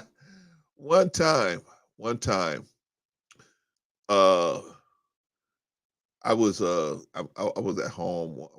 I was doing something, man. I was just chilling at the house, and then shout out to African Dominican. Shout out to you. I was at home, and I get a call from one of the brothers in the nation, his daughter, right? Good friend of mine, man. But his daughter called me, man. His daughter called me and said, "Hey, I'm on the road and this dude is following me." I said, "Well, where you at?" "Oh, I'm over here in Compton, or Long Beach, wherever she said she was. I'm over here and I'm on the freeway. This is where I'm at. I need you to come over here and help me with this situation." And I'm like, "What?" I wouldn't even do that for my wife unless, some real serious situation. I would just tell my wife, just ignore the person and drive away from them, right? She want me to get in my car, go all the way out there to Long Beach, whatever, right? So I'm like, "Hey man, what's going on? What is you doing?" And she's like, No. He gave me the bird, so I followed him. Oh, now you followed him, right? But you try to pull me into that situation, right? I said, "Where's your husband?" "I can't get in touch with him." I said, "Oh, okay." I said, "Well, tell you what, this is what you should do." I said, you should leave this person alone. Stop following them. You following them. Stop following them and go about your business. Is it worth it? You got your kids in the car? At the time, she had 2 little kids in the car. I said, "You got 2 little kids in the car. What what are you doing?" But that sister was so aggressive on some things sometimes. That's why I really watch aggressive sisters, man, because they can get you pulled into a lot of different stuff. They can get you pulled into a lot of different stuff. So I watch, I stand back because so this sister was trying to give me, and so later on I saw her maybe about 2 or 3 weeks later, right? And I noticed she wasn't really trying to talk to me, right? So I said, "Okay, all right, well, whatever. I'm definitely not going to run up to somebody else's woman." But eventually she came up to me and asked me one day, "Hey man, why you didn't come out there when I was out there and I needed you?" I said, "You needed me, right? Okay." I said, "I told you what to do, and you did it and you handled it, right? But I'm not coming out there because you following some dude on the freeway, man. I'm not coming out there for something crazy like that. That's just no, no." But okay, so I had to recognize, Rico, that I was she was trying to pull me into some busterism, right? That was some buster stuff. She's following the dude just because he flipped her off. She follows this dude, right? And I'm like, okay, what if it turned into a gunfight, right? What if it turned into whatever, right? I don't mind losing my life for my wife. I signed up for that. But I ain't finna lose my wife over no humbug over somebody else. That's crazy. That's crazy. On a humbug and you called me to come out there on some foolishness? You crazy. I said, man, you CRAZEE crazy. I ain't never going out there nothing like that. But we got to recognize that. Here's the thing, we got to recognize that, Rico, because look, here, this man, 4 other careers he ruined. Now he didn't ruin, but they ruined their own careers following this man. But you know Right? what else got to be taken into account, though? I'm not positive. I think Shout the ages of all those officers were pretty young, like 20, say 25 to 35, old enough Okay. to know better. But I don't think any of them were like 40, 45-year-old officers. So to look at them, they all look like they were fairly young. And What does that mean, Rico? that's the sort of age that'll make an impulsive decision like that. Oh, okay. All right.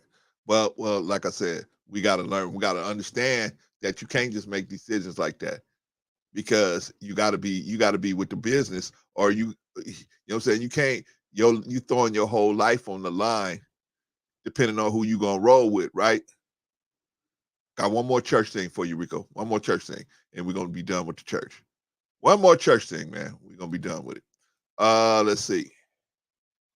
We'll take a little trip into the biblioteca. That's a library, right? What's the Bible called? Anyway, whatever. We're gonna take a little trip into the Bible, right? Okay. So now I'm bringing this up to show that people will say, "Oh, I'm with this religious belief, or I'm with this code of conduct."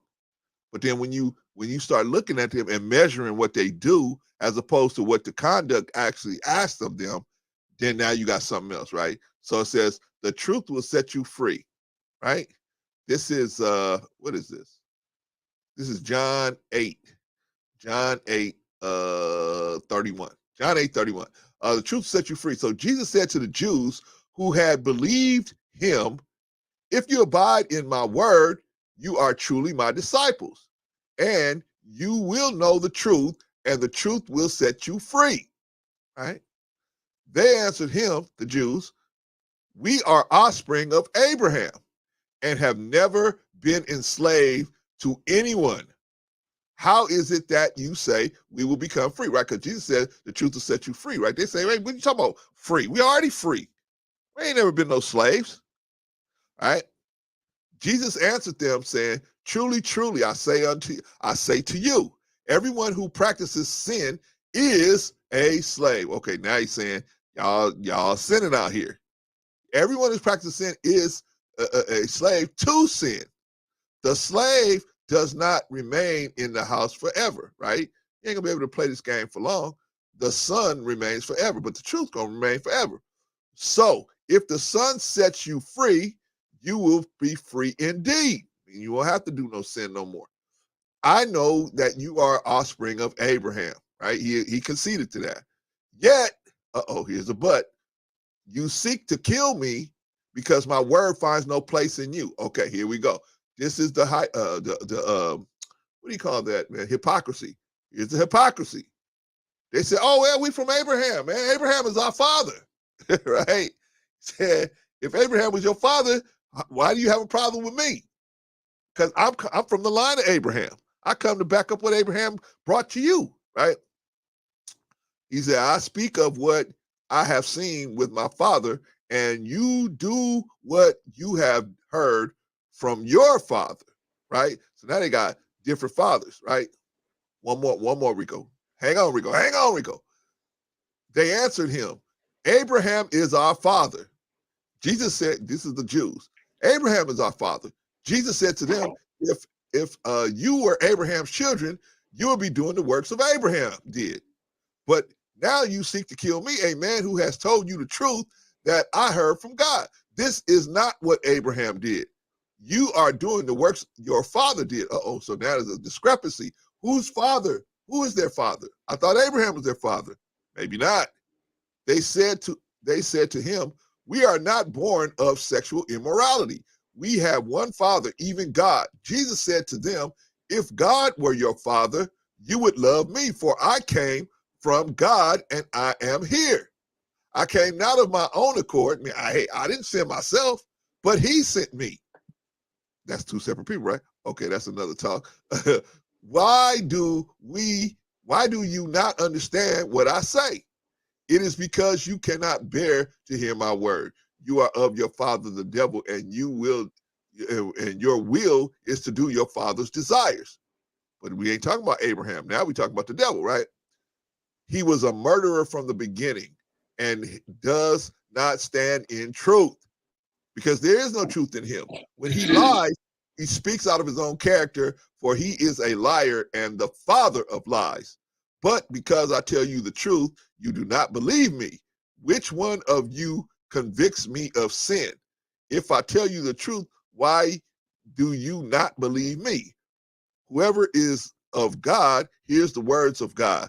The reason you do not hear them is that you are not of God. Now, the reason why I read that little passage there, Rico, is we got to always understand when we got to know when we stepping outside of what we believe, right? Like sometimes we don't believe, like sometimes people can put you on a program where they believe something crazy and they'll say, come on, hey, Rico, come on with me, man. We're going to go rob this bank. Rob the bank? Yeah, we're going to rob this bank, man. Come on. Because that person ain't got nothing to lose, right? Or they don't care, right? So we got to recognize when the people we with is on something, they on some funky-ish, right? They on some busterisms. What's busterism? Busterism that's a West Coast thing, but busterism is just when you talking crazy. When somebody talking crazy trying to get you caught up in some drama. Why do I need to get caught up in some drama? I can make my own drama, right? All right, y'all. So we talked about how you can get caught up. It's very easy to get caught up, especially if you're friendly, right? This is how Adam got caught up, right? I like Rico, man. Rico is my dude. Hold on, Rico. Let me say this. Rico is my dude. Rico is my dude, right? And I love talking to him, man. We have fun. Rico cussed me out, whatever, right? But still, we joke around. We have a good time. But then if Rico come to me and say, man, I'm gonna rob this bank, and if you my homeboy, you gonna come with us, right? Because I trust you, Clarence. So I need you to come with us, man. I'll be like, Rico, what you talking about? Right? What you talking about, man? I ain't robbing no bank. He say, man, if you don't do this for me, our friendship is over, right? This is what we was talking about with Adam, right? Mm-hmm. The girl basically, she didn't say it out loud, but she basically said, put enough pressure on him and say, look, man, either you do this or you got to choose between me and God, right? Which ultimately he made that choice anyway. Bad choice. But do you think, Rico, that some of these guys that was out there at the beatdown, do you think that they said to themselves, this is my homeboy. I ain't going to let him ride by himself? I mean, to me, and that's why I didn't mean to try to cut you off before. I was trying to catch you. It's like, you're right. I do agree that it's very easy to get caught up in these situations, but that's when you come from what I call soft-headed or weak of mind. Okay. And that's the problem is unfortunately in this day and age, there are too many men out here like that. That's why in these spaces, you see probably the fastest growing trend that I can think of is influencers. And and you say to yourself, what is an influence? A person who can greatly influence other people. But the problem is when you look at the mass of influencers, they're not influencing you of shit. These are not master manipulators. These are not people who are intellectual, or people who are smart, or people who are gifted. So I think that there's been an explosion of influencers because society writ large, people have become more mushy in their head. So like officers are supposed to go through some pretty, we know that they go through some shoddy, shitty ass training. But I'm like, they gave you motherfuckers an ethics class, didn't they? And ethics is basically a class teaching you about right and wrong. All right. So how do these men who are trained, and I think society as a whole need to be taking ethics classes, because people just seem to have zero ethics in this world at all. And they're not being taught right and wrong. And I get the premise of it is they say this is stuff that you should be being taught at home. Well, people aren't being taught it at home. We know that. Right. But even when you come into real spaces, you surround yourself with people who you have little to no ethics, and you're surrounding yourself with people with little to no ethics. And basically you're this, so everybody call them sheep. They're sheep because they have no ethics and no values. So you get these bullshit influence. Girls are probably the worst. That's why people like the Kardashians are huge, and so on and so forth. Because I'm like, when you look at these massive influencers, they're not doing shit. It's like, this is crazy that these people can influence so many people, and we'll say they're a genius because they can influence so many people. It's not that they're genius for influencing people. It's that the people that are listening, people used to read more. So I think as a society, we read less. What we read is more salacious and of very vapid and empty. We don't look for deep thoughts, philosophical thoughts and beliefs and things about. We're stuck in this culture of the today. We don't think about tomorrow or the long term. So that's how you become so susceptible to being one of the Memphis 5 to say, I'm gonna be dumb enough to listen to this idiot, because we're all 5 of them should have been thinking independently and for themselves. And one of the 5 would have said, hey, this shit don't sound right, and would have been pulling up the rest of them. None of them had the ability to do it. So if in fact the story is true about the girlfriend of one, maybe that was the leader of the pack. But the leader of a pack of rabid dogs doesn't have to be, the alpha doesn't have to be that greater than the last in the pack if they're all intellectually challenged. And that's what I think is a big part of the problem.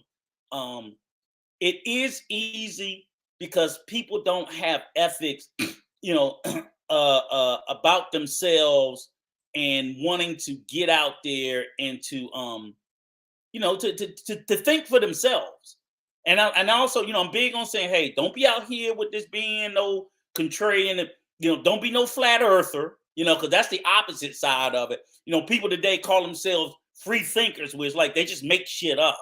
And I'm like, I'm not saying to do that, but I'm saying don't just go along with everything on the first blush. Run things through your mind and say, hey, to you, is this right or wrong? Right. And some things we know in society is just wrong. So to still follow, just say, hey, I'm gonna roll with Clarence because he's my man, and I know he's telling me to do something that's wrong. That's not Clarence, that's me. Right. I'm not putting up enough resistance to things that I should know better. How they say, when you know better, you do better. Right. And no way in hell you're gonna tell me that those 5, the other 4 that wasn't involved with the young lady said, hey man, we don't need to be stomping this guy out. Now they might have thought they can get away with it.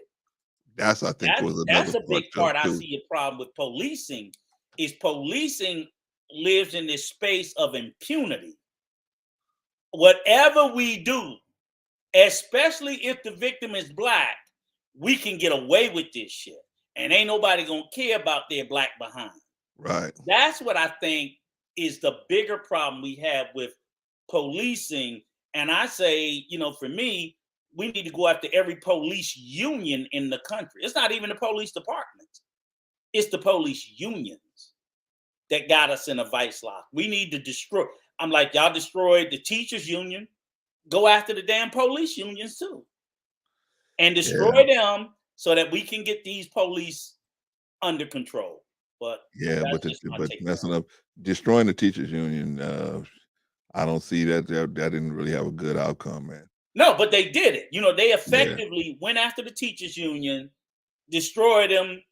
They're a shell of what they were. They effectively did it. So I'm like, well, because they used to have strong unions and union protections as well, right? So now it's like, that's what we got. So go after the police union that keeps protecting these crooked cops that's going out here. Forget all the deaths. Look at all of the maiming and injury and loss of civil liberties in the tens of hundreds of millions of instances that occur every year to get away. So, yeah, Mr. Nichols died, okay? But I probably, in the same city in Memphis, it probably was about another 25 black people that got cracked over the fucking head that didn't die, that we don't know nothing about. No one cares. Way more than that.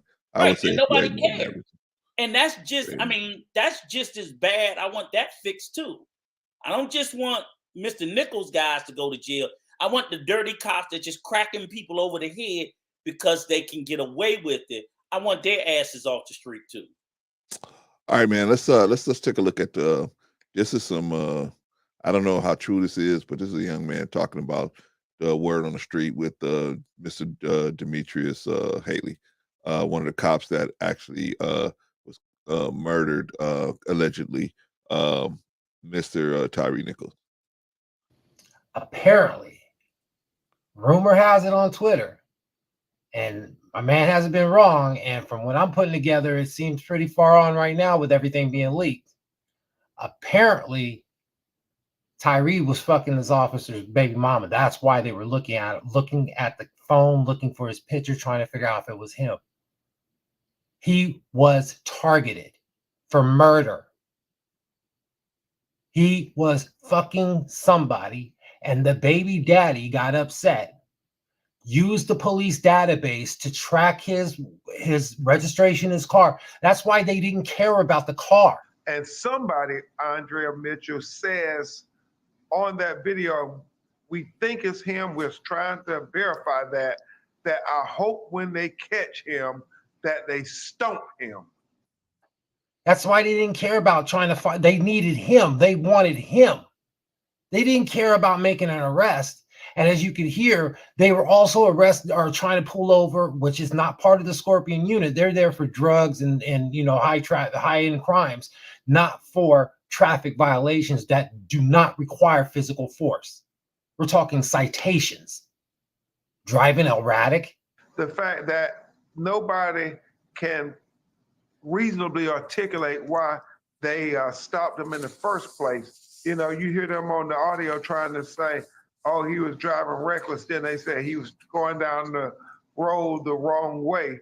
Well, we don't see any evidence of that whatsoever. And so we have to get to the bottom of everything that led to the death of Tyre Nichols. So I can already feel the vibes right now. Everybody's like, so Norm, are you going to show us the baby mama?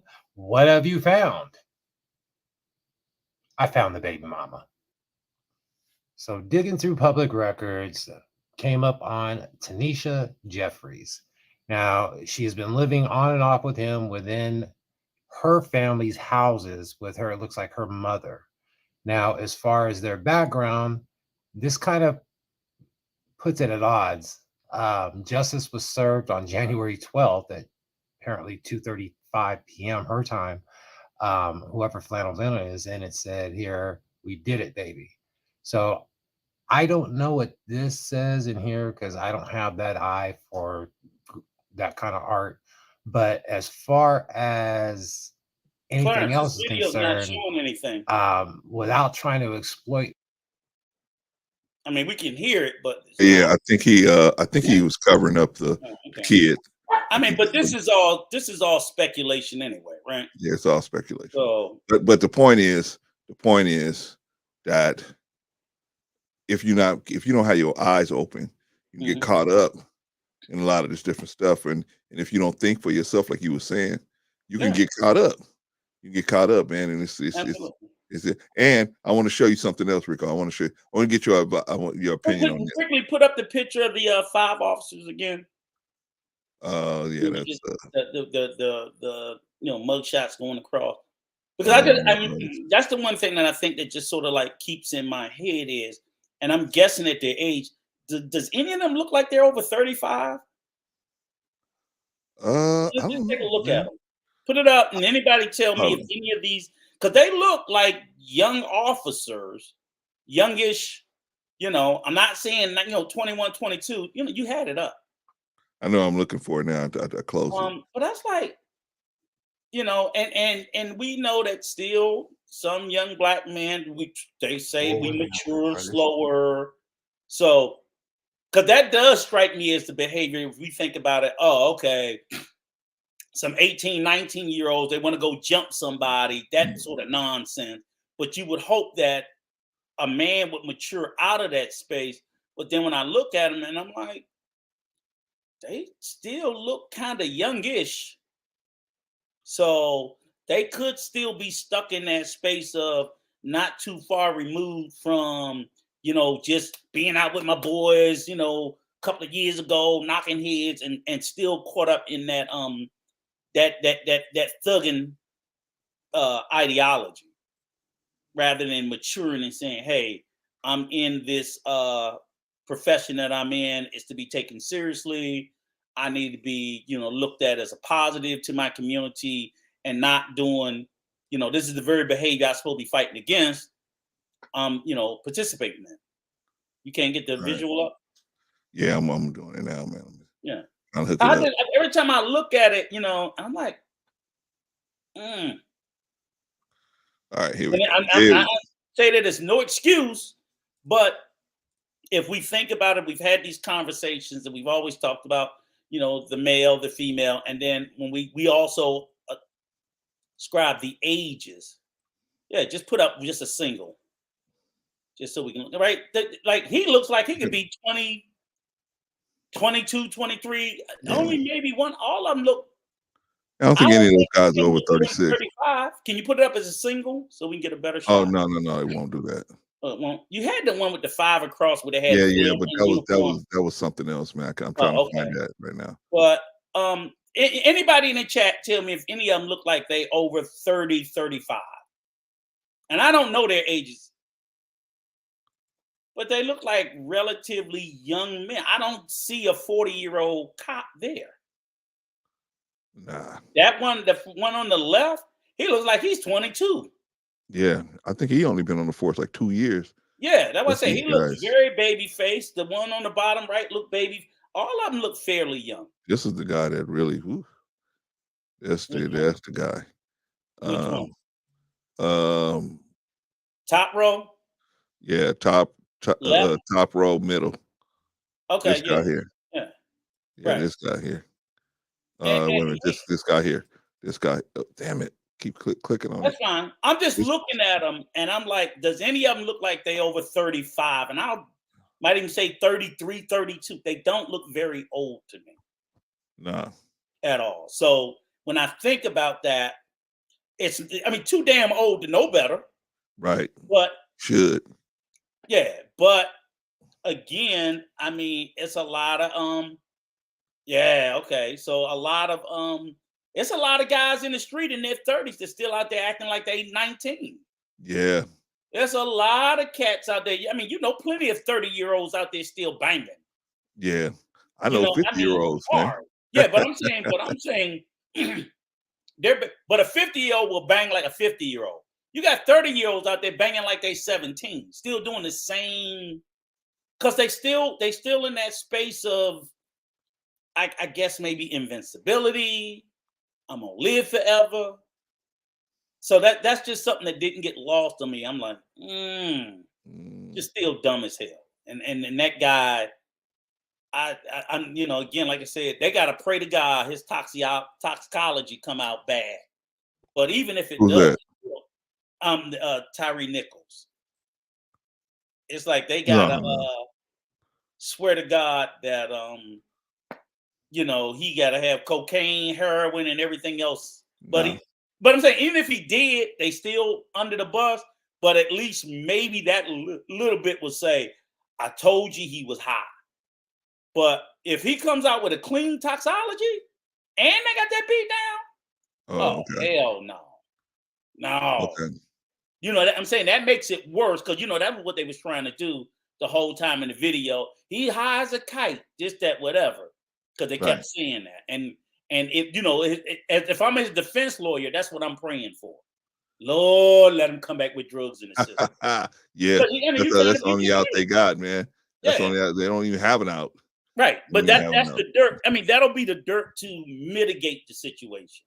There's no out for them no matter what. But if I'm trying to keep their ass off death row or trying to keep them from getting 50 years, I gotta sit there and make the guy look dirty with something. Right. But if he Right. comes back clean, oh Lord. Man, shout out to what he said. And I Shout out hope, to in all honesty, I pray to God he does come out clean. Because they had no business doing what they did to him. So I pray to God he don't have a drop of nothing in him. me too. I mean, And then we all know he didn't. yeah, Because I just by the want way them he to was responding when they pulled him out the car, man. right. He I was want them very to, but coherent. I just want to make sure. Because for Right. us, all they gotta say is he had a drink, Right. a little bit of weed, anything. Right. For us, I pray to God he didn't have anything. It was 5 of us, and we fear for our life. But us as the victims, when we the victims, if we have any transgression, anything, Yeah. they're gonna make it 100 times worse than what it is. So Yeah. I just pray to God that he doesn't, because I think they deserve to be thrown under the jail. Man. They Man. do. So All right, y'all. This is at the point, man, where we're gonna open it up. But here's the thing: we're gonna take questions. We'll take questions from the chat. But if you want to come up, let us know. 'Cause I'm not gonna just throw the link down there this time. or We're only gonna take people observations one at a time.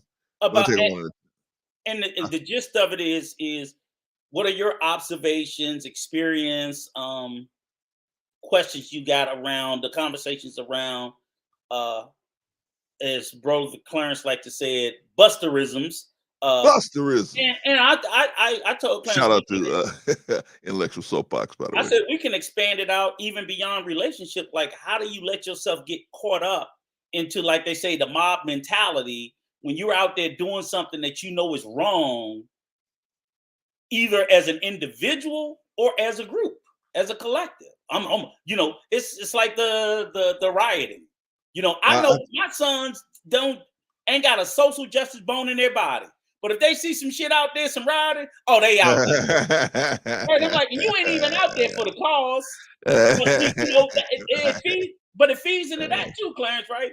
Right. A lot of the people out there in this rioting thing, while the vast majority of them are peaceful protesters, social justice warriors, there's a group that's going to be out there to turn some shit up and don't even know what they out there for. They just know that, they stealing shit, they turning shit up, screaming fuck the police and everything else. And it's like, get your ass in the house.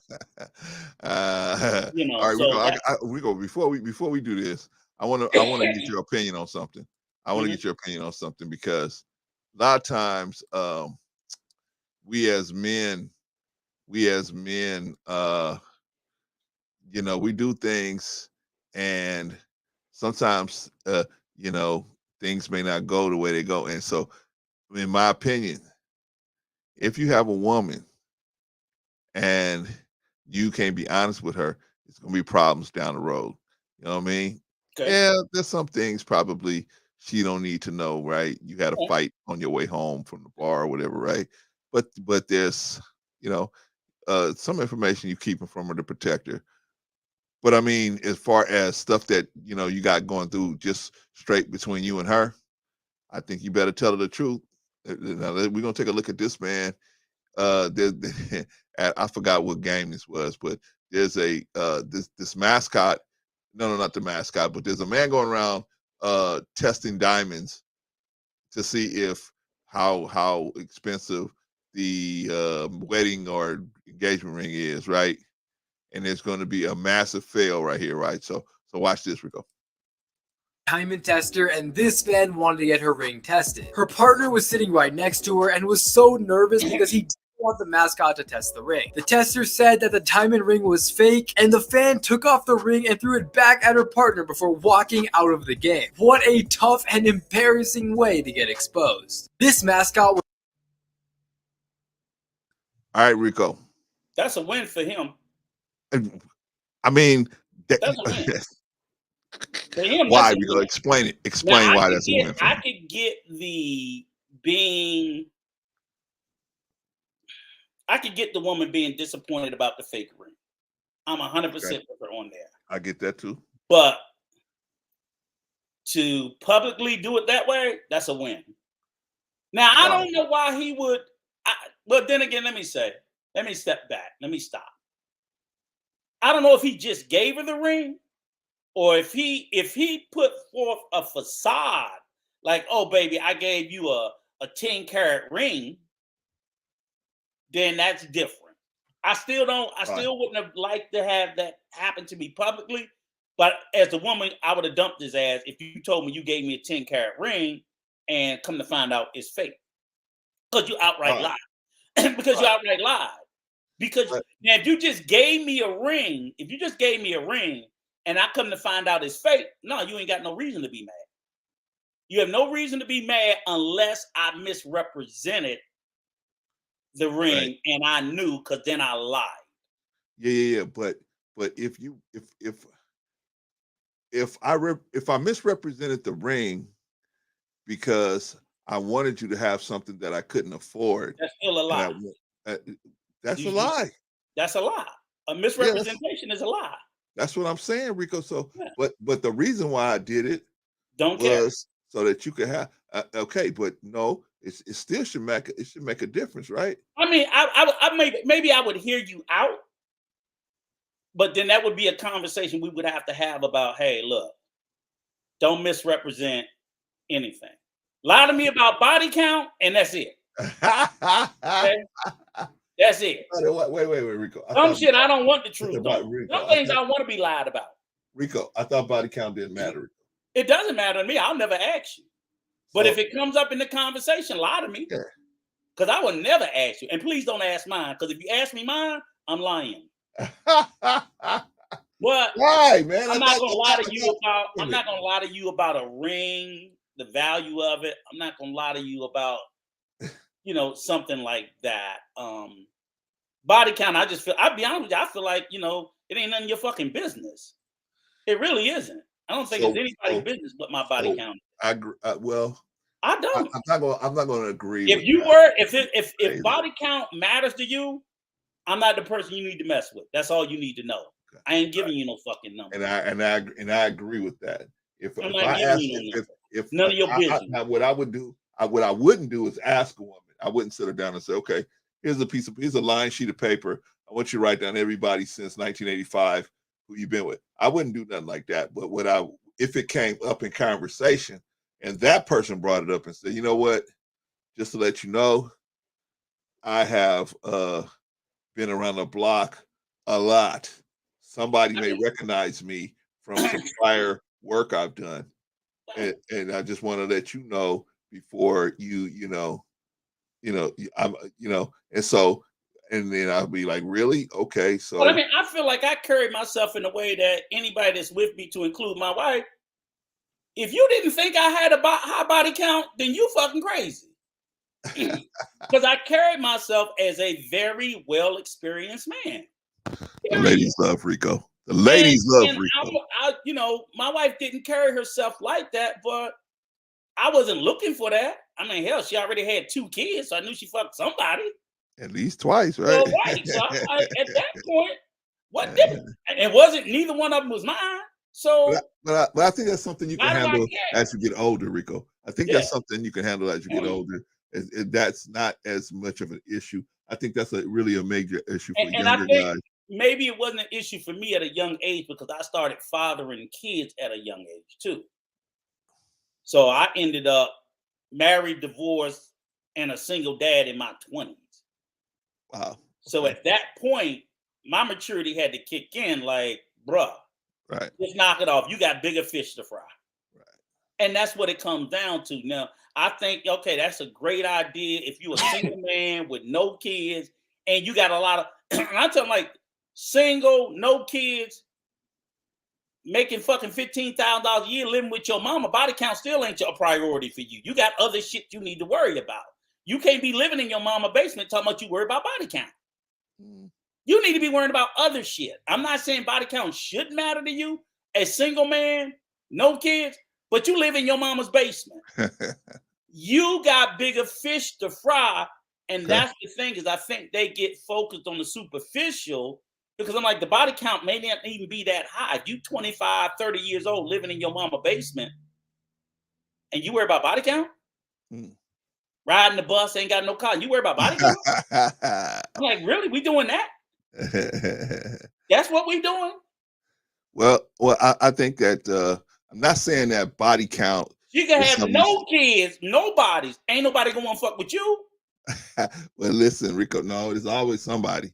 There's always somebody. Somebody right? just as bad off as your ass living in their Maybe, mama basement. or worse, right? Or worse. All right. So, but my, when them my crazy ones we was talking about. But my point is, because I know I've heard you say that body count don't matter. No, it just doesn't matter to me. Okay, it would matter to me if that person brought it up. If that person thought it was such an issue that they brought it up, I would definitely be like, because I would feel like, maybe there's a lifestyle. Have you ever had that conversation in your life? The body. Oh yeah, I made that mistake of having that conversation before. I've never in my life ever had that conversation. I've never had a woman tell me.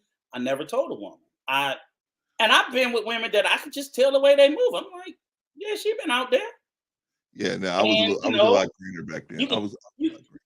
I think for the most part, you can tell the way a person carry themselves.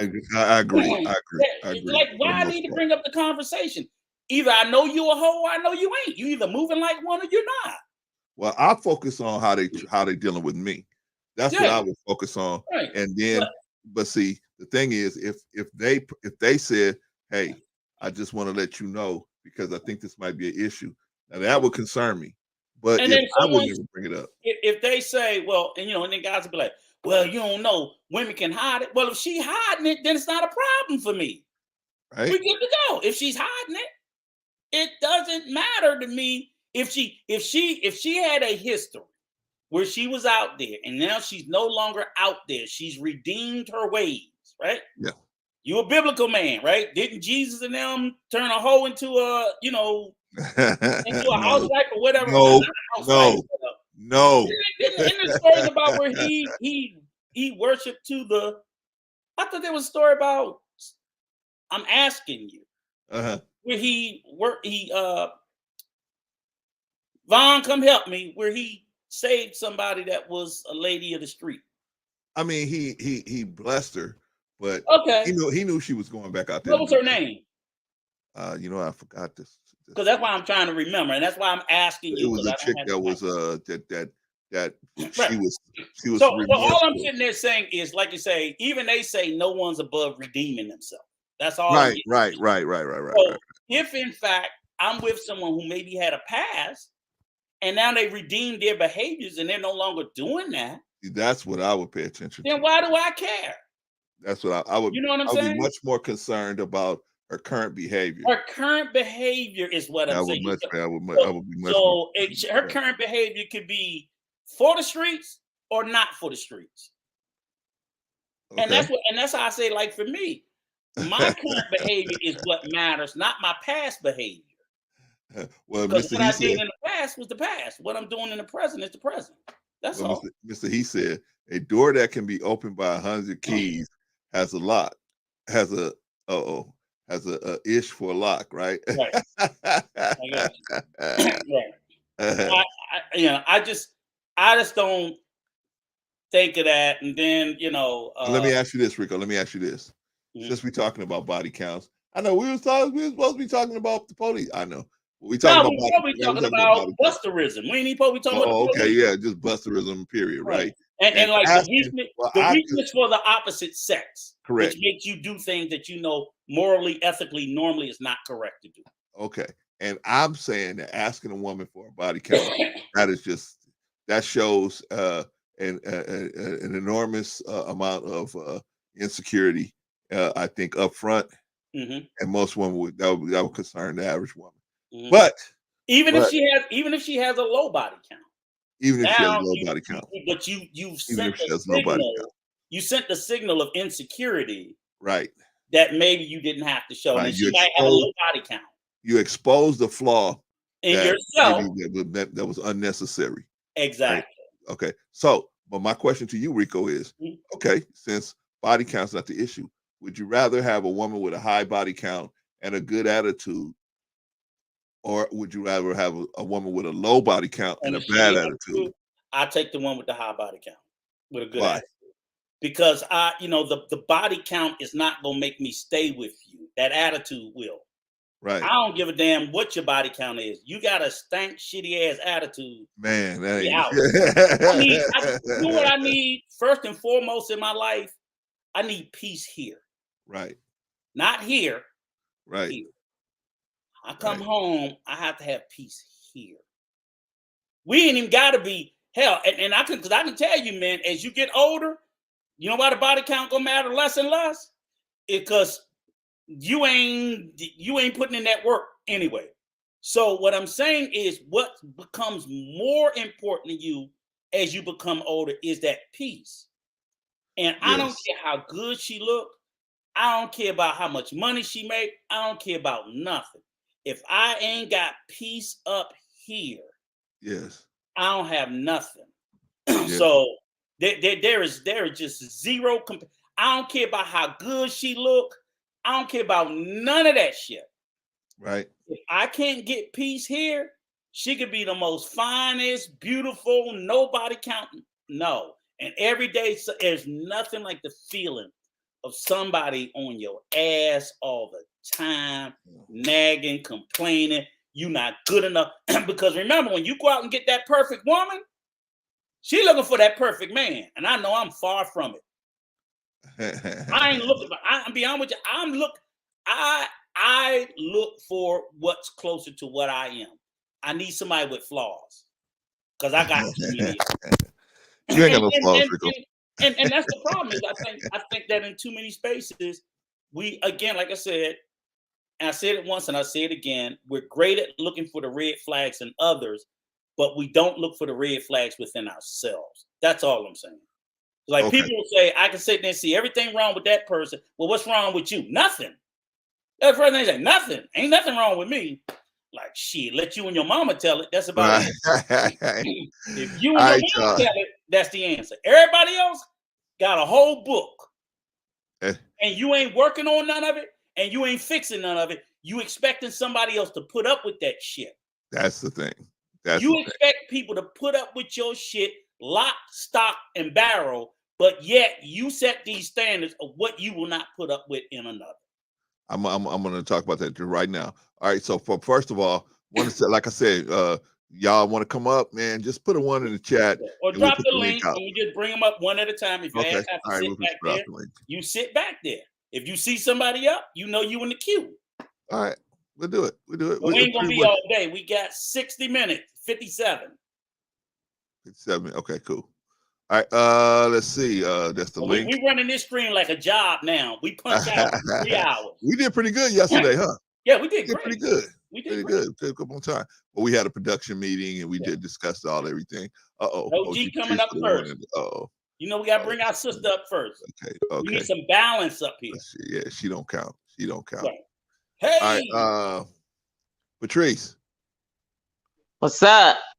What's going on, girl? What's up, brothers? Happy Sunday. Happy Sunday to you all. Salute to you all in the chat. Much love. Happy Black History Month, too. Happy Black History Month. Listen, every day is Black History for me. So I'm Black every day of my life. I ain't just Black in February. Yeah, that's the truth. Now, Patrice, let me ask you a question. What did you mean when you put Betty Wright down there? What does that mean? I thought brother was trying to think of that song that I thought Rico was trying to think of a song that the lady Clean Up Woman. That's Betty Wright. Yeah, that's why I put her name in the chat. Yeah. But now, and then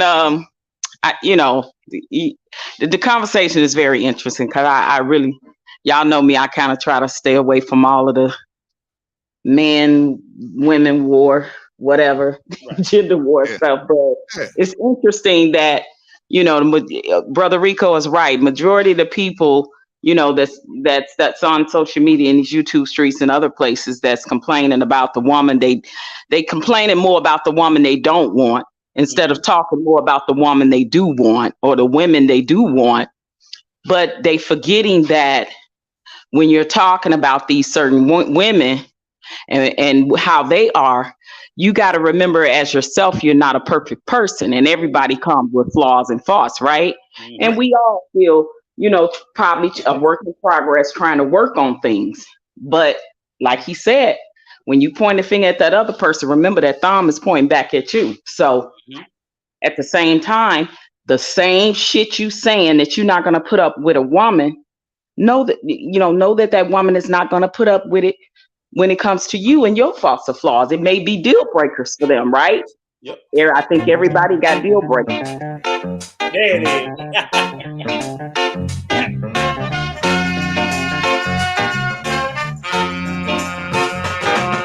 A clean-up woman is a woman who gets all the love he girls leave behind. The reason I know so much about her is because she picked up a man of mine. Jumping slick was my ruin. Don't play too long. I found out all I was doing was making it easy for the clean-up woman to get my man's love. Oh yeah, just making it easy for the clean-up. That's right. Rest in peace. God bless the dead, Betty Wright. Rest in peace. Patrice, so speaking of that, so do you agree? Because what me and Clarence said, and I said because I think we started with the he said we started with the narrative how the guys, and I said I know this is a talking point in the manosphere where they say it's okay for me as a man to cheat because I don't feel no emotion, but the woman bet not cheat. So what do you think about that, Patrice? What do you think? I think it's bull. I think it's BS. I think it's just an excuse, a lot of times that a lot of men want to use to cheat, whatever that case may be, because they don't know that some women can actually cheat with no emotion like that too. Yes. Yeah. I mean, I'm sorry, but our men sleep on, like, it's women out here that's cheating for other reasons, because the man may begin throwing a little something on the side. It's some women that got side men that's doing a hell of a lot for them, helping them start businesses, giving them down payments on cars and houses. Like, listen, I done lived this life and I done experienced so much and had friends and family members and that are female that I know that weren't perfect women and they were once married women. You know what I'm saying? So listen, we got to understand that can go both ways. And a lot of times, from my experience in growing up, when I've seen women cheat, they cheat on the strength of, I can show them I could do it better. Right. So you understand? That's not, if you had a daughter, you wouldn't tell her to accept the man cheating on her because it's okay for him to cheat on her. But hell no. Okay. Hell no. I would listen. I would that saying that's going around in these YouTube streets. I wouldn't even tell my daughter or my niece or granddaughter or anybody that I love, you got to accept a man cheating because he make more money. No, hell that either. No. Because what if she make more money? Is it going to see? It's different when she was on the other feet. So it's just excuses that people make for their actions that they want to do. Period. I'd rather you just be open and honest and just say, hey, look, baby, you know how you feel about an open relationship, or please know that I'm a man, that I can't be with one woman. Give me the option to choose. And that's the problem when it comes to cheating. You take away the choice of the other person. Yeah. Now, why do you think they call it cheating? Because they know more than likely the other person ain't gonna G for it. So what do? They cheat, they sneak and do it. But Patrice, so that goes to, like you said, like I was saying, in the manosphere, because I'm trying to stick it on. Vaughn calls it scamosphere. Well, yeah. Because the thing is, they're teaching that and they're pushing that out to these young men, these huge YouTubers with a big platform that have all these young men that listen to them. And they're making them believe, oh, it's okay because I don't have no emotion. I'm out here humping on all these women and I have no emotion. But for every man that she lay down with, she's getting his DNA and all this emotional stuff and this. And I'm like, okay, but why is it right for you to do it and not right for them to do it? Because then you're creating, like I told Clarence, it goes back to how we started the conversation. So now you're telling these young men, it's okay if you cheat on her, she better not leave, because that was what Clarence said. This guy said, if I right, like you just gotta grin and bear it. I gotta grin and bear it, right? So it's creating this ideology of you own the woman, but she don't own you. And I'm like, that's bullshit. You don't own her. I agree. 100%. That would ever work in a long-term relationship. I don't think that would ever work. That would not ever work. Especially in today's society, where women have so many more options and they don't have to stay with the man, and they can do a lot of different other things. Like I said, it's with the younger generation, especially, they're leading so many different alternative lifestyles now. And if if two consenting adults agree upon something, that's one thing. Yes. But when you take away the choice of the other person, of your partner, of your mate, of your wife or your husband, when you take away their choice and not give them the option to acquiesce, say yay or nay, then that's where the problem lies. Because if I got to cheat and sneak and mess around and have a man on my husband, I took his choice away. I didn't go to him and say, look, babe, I'm not happy or whatever, or I'm not happy in this department. This ain't going, like, let's have a conversation. What do you think about, me doing this outside the relationship? That's the problem. But see, here's the thing. So if I take that choice away, then I'm going out there and I'm cheating. I'm not giving him the choice to say, I'm cool with that or I'm not cool with that. See, because I already know he's not going to be cool with that. You know what I'm saying? Yeah. But Patrice, this is what I say where it gets dangerous and risky, because like me and Clint, when we started the conversation, was that by them pushing that out there to the scamosphere, as Brother Vaughn would say, by them telling these young men this, so now the young man will cheat, but when he find out that the very woman he cheated on did the same thing back, now he want to go out and do something physical to her. You know what I'm saying? So and that's unfortunate. Because they can't accept the bullshit that they did. And that's unfortunate, because most men that are like that cannot take what they dish out. Right. And that's why I tell my son that, look, if you cheat on that woman, I tell him in the first place, you don't have to cheat on her. If she step out on you, she step out on you. You don't own her. But if you know, I got one son that he be out there, I'm like, if that girl, I better not never hear about it. Nah, Pop, I ain't gonna do that. Baby, listen, I told my brother, I said, you are a man only a mother could love. Yep. That's what I thought. Listen, yes. Thank you. Listen. I said, you are a man only a mother can love. Because he's something else out there with these women. You know what I'm saying? Yes. Thank you. So, and that's the thing. And he always tried to use the excuse that, well, I'm single, I ain't married. Yeah, but listen, dude, you got listen. I call him the same thing I call a lot of these other men out here that is freely slinging they D. They are community D slingers. Right. Period. And you got it for all the women in the community, wherever you go from state to state. And you tell them that if you find some young lady that you get smitten with, exactly, you find out that you've been doing something and she do the same thing, you don't have no right to get mad. Don't be talking about, I'm gonna go kick her ass, I'm gonna go beat up the dude. No, stop all that bullshit. Exactly. And that's the thing, is they can't take what they dish out. Right. You know, he had this girlfriend. I guess he was really kind of feeling her, but he was still doing his thing. See? Soon as she broke up with him and started dating somebody else, he couldn't take it. Listen, Yeah. I'm telling you, I see it all the time. Yeah. So I tell him, I say, you a hypocrite. How can you? I said, at least she waited till y'all wasn't together. You did it all during the time y'all was together. And then she ain't supposed to have nobody. And now she ain't supposed to move on with her life again. I said, boy, please stop it. You a hypocrite. But that's the problem. Right. That is the problem. Okay, Patrice. Because we think, according to Clarence, it's speculated that one of these cops with the Tyre Nichols, that is speculated, it's alleged that that's what led to him getting jumped on by the police, as he was working with one of the officer's ex-girlfriends, and the police officer didn't like the fact that they was involved with each other. Right. Well, I just saw the brother of Tyre and Ben Crump on CNN do a interview, and they totally said that was not true. So it's said that it's not true, Okay, that it's no connection or nothing like that. I'm glad they tamped that shit down about that young man. I'm glad it's not true too, but even if it was, that wouldn't have been a reason to release them. You know what I mean? So, but yeah, I'm glad that it wasn't true. Yes. Okay, yeah, we got a question in the audience. It's Marcus. Marcus says, shout out to Marcus, by the way. Marcus says, to be fair, shouldn't only one woman should love you as her husband, right? Or a man at a time. Yeah, both ways. We're saying it should go both ways. Yes. And by vice versa, the man the same way. 100%. Okay, that's if everybody agrees to the monogamy.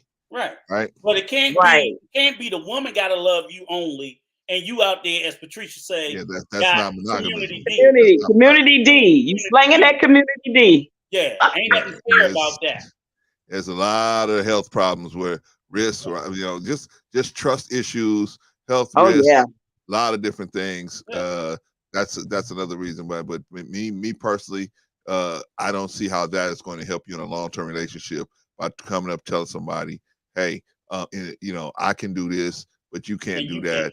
Right, and that's it. And that's the way it's going to go. You do have to worry about, one of the main things is to worry about is, not just, him or her, the man probably going out there and getting another woman pregnant. You got to worry about the woman getting pregnant. You got to worry about STDs, bringing it back home, especially when you are out the one out there doing whatever. And your mate isn't. About an unintentional pregncy. Yeah, but then I just said that. Yeah, I said that. Yeah, I said that. And but we got to take a look at the statistics and how STDs is study raising higher and higher in the Black community. And it's you go to places like Atlanta, you go to places like San Francisco, you go to places in the South where now HIV and all these other herpes is, oh my God, like, I mean, if you go in these communities and the numbers are excruciatingly high. So when and that's because people want to be out here slanging D and slanging P unprotected and taking it to multiple partners. That's how it is passed on, and that's how these numbers grow. You got, men living certain lifestyles that they ain't being honest with about their partners. Listen, we have to be honest about how deep the rabbit hole goes when it comes to decide when you want to go out there and cheat. But you know what? Who what are you really doing?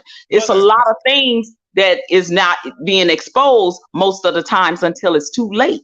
But what's also left out the conversation too is it's not just always you and your partner. You could have kids. You know what I'm saying? So your decision can affect a whole range of people. Oh, absolutely. You know what I'm saying? You and your partner got kids. So now she breaks up with you because you cheated. Now you're not even in your child's life the way you used to be. All because of your decision. You might have been living with your child every day of the week, but once she break up, she's not going to keep living with you. So now it changes the whole dynamic and family structure. It's a breakdown. That's a part that plays a major part of the family nuclear family at breaking down. The whole They going through a All because of that separation, decision. and then if they can't work it out and get back together, they end up getting a divorce. The kids in the middle of it, blah blah. It is a tug of war. It's crazy. Later on, they go out and get a new partner. So now another person to come into your kid's life. You know, it's like you get a new partner. It's like all of this because you get a new partner. You get a new partner.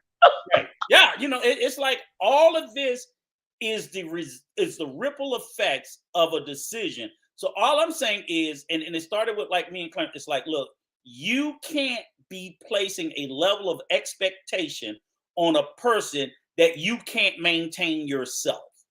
So if you're out here saying, oh, okay, I can be community D, she can be community P. Or if you saying she can't be community P, you can't be community D, and that bullshit about all the emotions and all that, that's just some damn gobbledygook to me. Yikes. I'm like, y'all can say whatever y'all want. It's just as I don't subscribe to the ideology that a woman is more grossly affected. Sex is sex. I think I don't subscribe to the ideology that a woman is more greatly affected on some sort of visceral higher plane by sex than a man is. What do you mean by that, Rico? Huh? What do you mean by that? I'm saying I don't subscribe to the ideology that they're always pushing, that I hear them say, oh, that's because they use it as a justification for why men can have sex with multiple partners. Oh, he just pumping and dumping. It don't mean nothing to him. Yeah, but women can do the same thing. Yeah, but they say that they can't because supposedly they created this ideology that all of a sudden this transference of fluid. I'm like, God damn it, I know he can leave a baby in her. I'm not talking about that. But y'all are treating it like all of a sudden every dick she's in a trance behind. And all of a sudden, no. Listen, because when it comes to her life, she's under the influence because guys are so like, oh, honestly, because women of those men inside her. I'm like, huh? Yeah, but women can be actually a little bit more clever and a little bit more sadistic when it comes to cheating than men can. For a long time before the man even know it. I got girlfriends. Listen, if I told you I got girlfriends that I know been for a long time and husband ain't got a clue, okay? I mean, I'm just keeping it 100 real, being the age I am, seeing and growing up, seeing the things that I've saw in lifetimes experiences, you know? So when it's been happening for generations, they swear to God, like, it ain't nothing new. Grandma was together for 30 years, and grandma was fucking out both draw legs too. Every time listen, I got incidents that was the same situation like T.O. Yeah. The next door neighbor who was married to a man was also messing with Mr. So-and-so 5 doors down. And that man, her husband at home, think that baby is hers, but it's Mr. So-and-so's 5 doors down. So listen, women can be absolutely more, you know what I mean, sadistic and slick. Men always think they can, but they cannot usually be as clever as a woman with cheating. That's why they get caught a lot. That's why men get caught more than women do. That's true. Yeah. But see, it's the narrative that they're pushing that a woman keeps everybody inside her. I'm like, so wait a minute. So you telling me that if that hoe been out there and she been sleeping with 500 men, she walking around with 500 bodies in her? If that's the case, she wouldn't keep they talking about as far as the the sperm. They talking about as far as the soul tie from the man. Yeah. But honestly, I'm gonna give you a prime example. Now, take a working woman. Now it's different for them because it's strictly business for them. That's why I say they can have that multiple men in them, and it absolutely means nothing to them because it's a business transaction. It's different. Women, they can turn it off. Different. They can turn it off. Turn it off. And they better at it than a man when it comes to the distancing of that. Yeah. They are better at it than a man. Yeah. Let me ask y'all a question. Working with our prime examples of that. Yeah. So that means that ability exists in all women. Working women choose to tap into that. They tap into that space where they like, this is a transaction. I'm here to get this bread and nothing else matters. Well, and you know they got a rule in the sand. Don't get attached. Yeah. Don't get, don't let them, they're supposed to not kiss in the mouth. You know, that whole thing from the Pretty Woman. Like, don't get emotionally involved. Not saying that it can't happen, but most of the time with working women, it don't happen. You know who it happened to? It happens to the man. High escorts in Las Vegas have plenty of men that have fell in love with them. Yeah. That they are taking care of, buying homes and cars and apartments and condos and all of that. This is real. It happens more to the men than it do to the women. Yeah. Like And for the women, it's strictly a business transaction. If you want this, you got to pay this. Okay, but let me ask y'all a question. Now, I do subscribe to the fact that every man that leaves DNA in you, that some of it will be retained. Most of it probably will be. If you're talking about the DNA, that's one thing, but I don't think that affects you emotionally anyway. Rico, I'm about to explain why. Okay, so if you have the DNA in you, here's the thing. The woman, our bodies have our own DNA. The cells in our body recognize the DNA in our bodies, right? Everybody has the same uniform on, so to speak, quote unquote, cellularly, right? So they recognize each other. They don't try to push up on each other. Okay, now when they see other DNA in the body, the first thing that's going to have to do is it's going to have to be quarantined, right? Now the thing is, if you have so many episodes with different DNA and all this quarantine going on, this can cause some emotional issues. This can cause some physical issues even, right? So that's why I'm saying what I'm saying about that. Now, in my opinion, that can be dealt with. Cellular cleanse can knock that right out, right? That's why I'm always pushing the cellular cleanse, because you can cellularly clean that stuff out. Can I ask you a question? Yes, sir. Does your body? So do you agree that our body takes in foreign DNA from other places other than a sexual partner? Absolutely. All the time, right? That's why this all the process time. And is our body, a regular occurrence.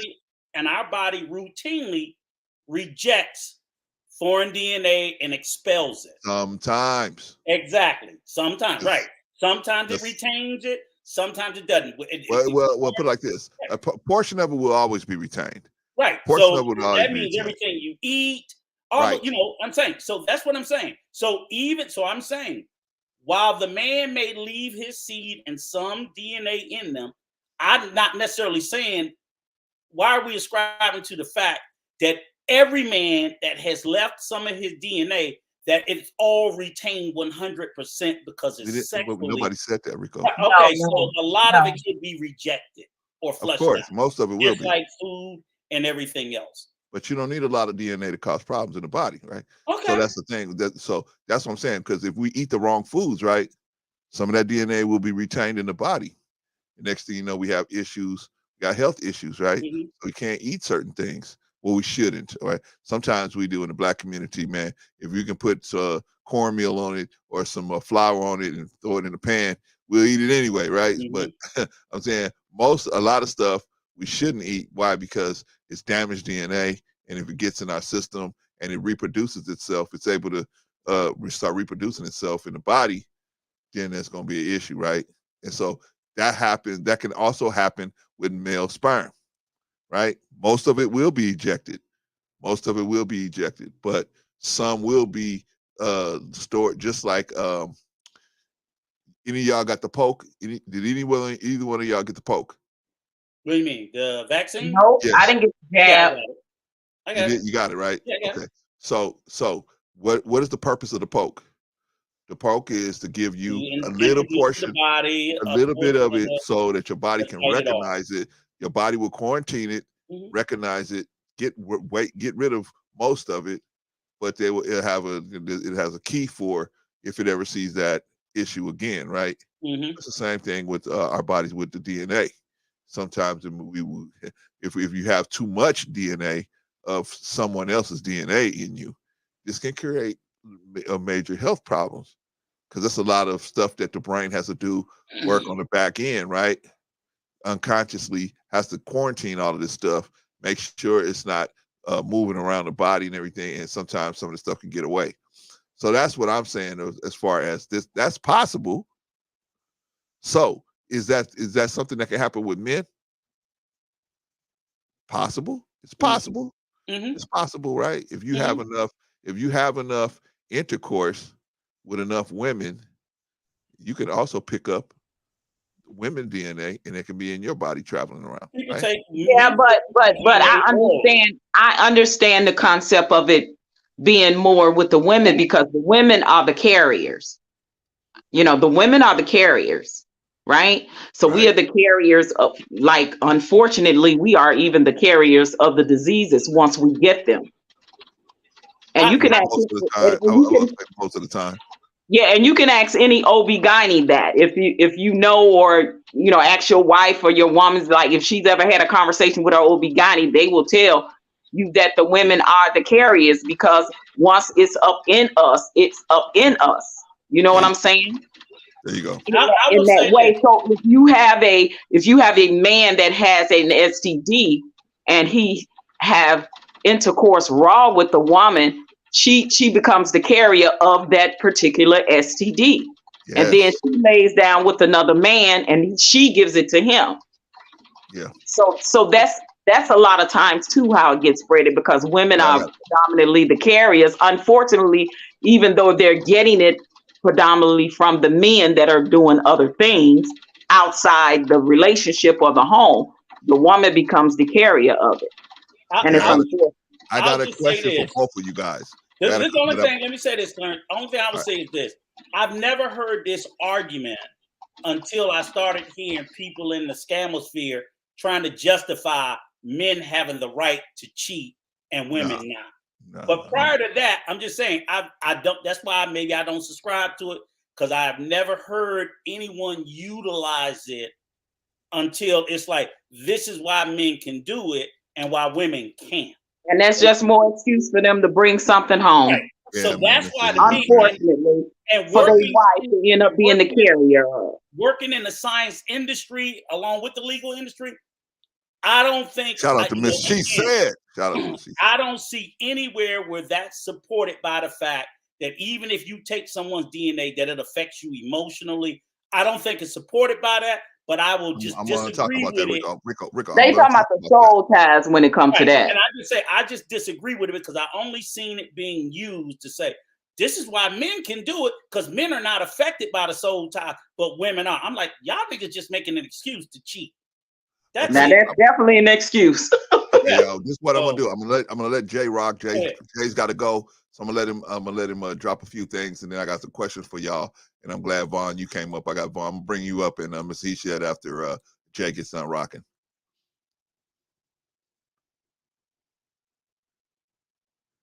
Jay, you muted. On mute, Jay.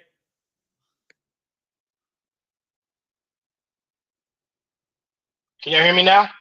Yeah, now we can hear you. Hey, Jay. Yeah, we can hear you. Something happened. Oh, yeah, your sound went back out, man.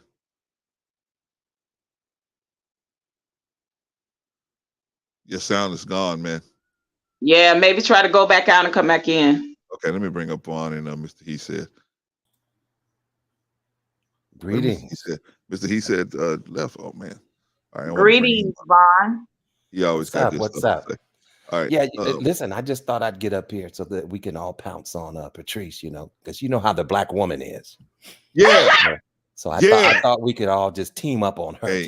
Hey, wait a minute. Hey, Vaughn. You know Patrice is delusional, right? all we need is listen. All we need is about 3 more brothers, and then it will be complete. You're delusional. Wait a minute. Is she delusional? And wait a minute. What else did he say? He said delusional, and you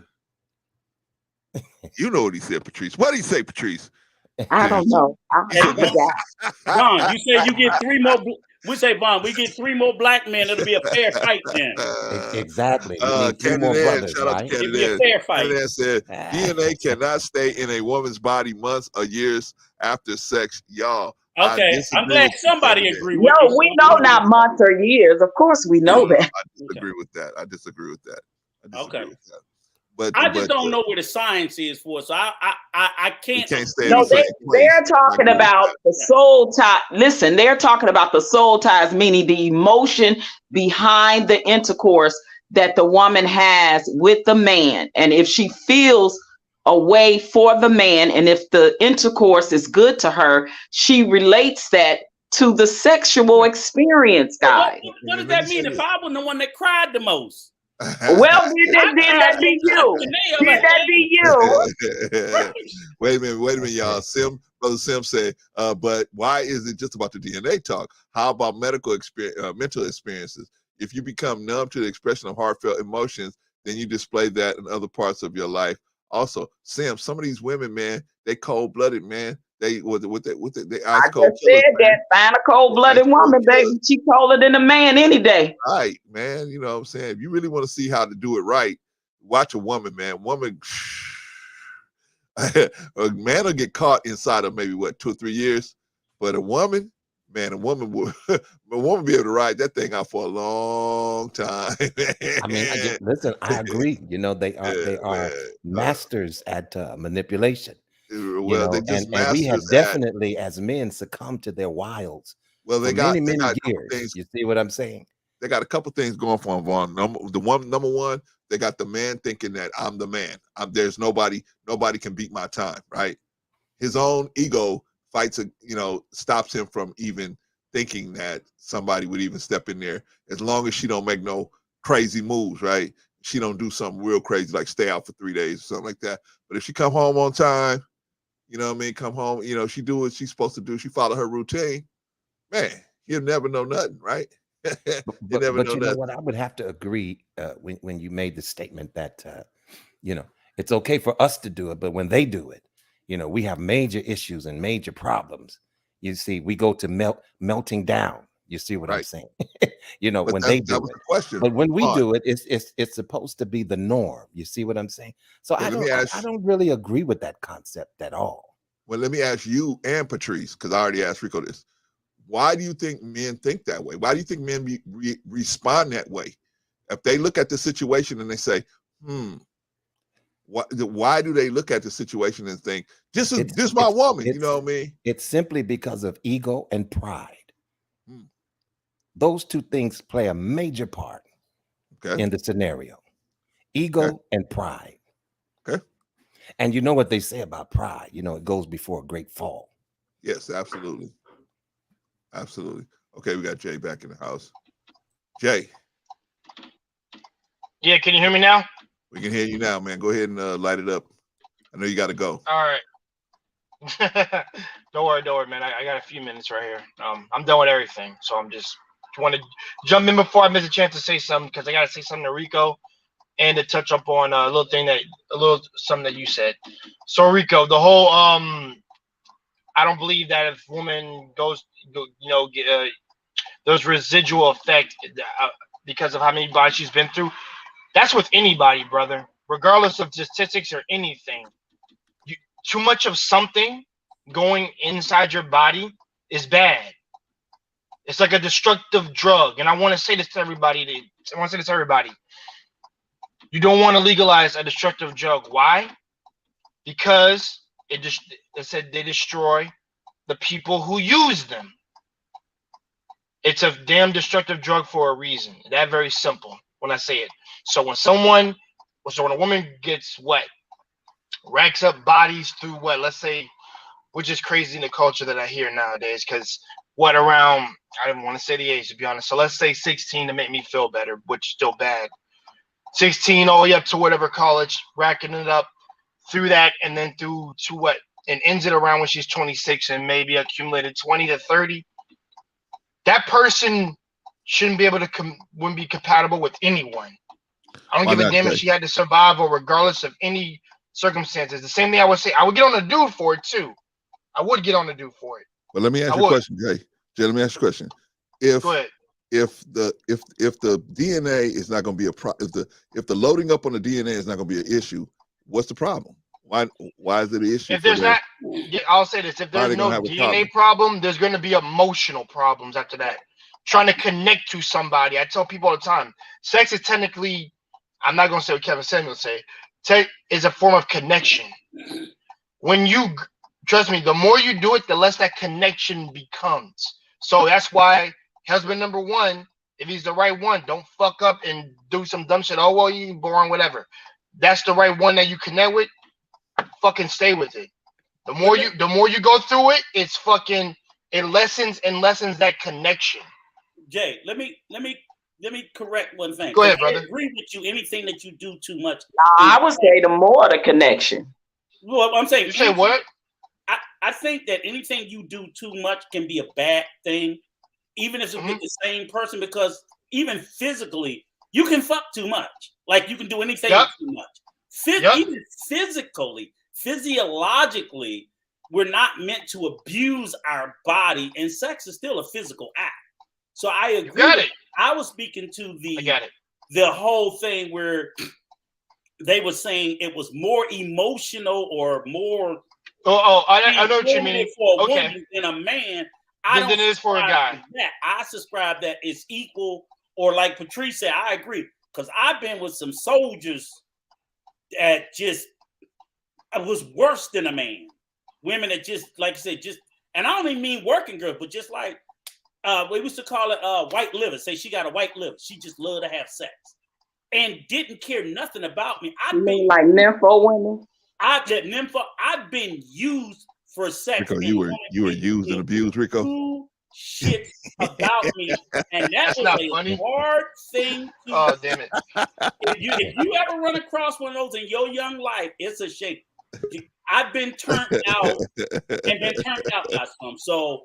I know they exist. That's why he said lost and turned out, right?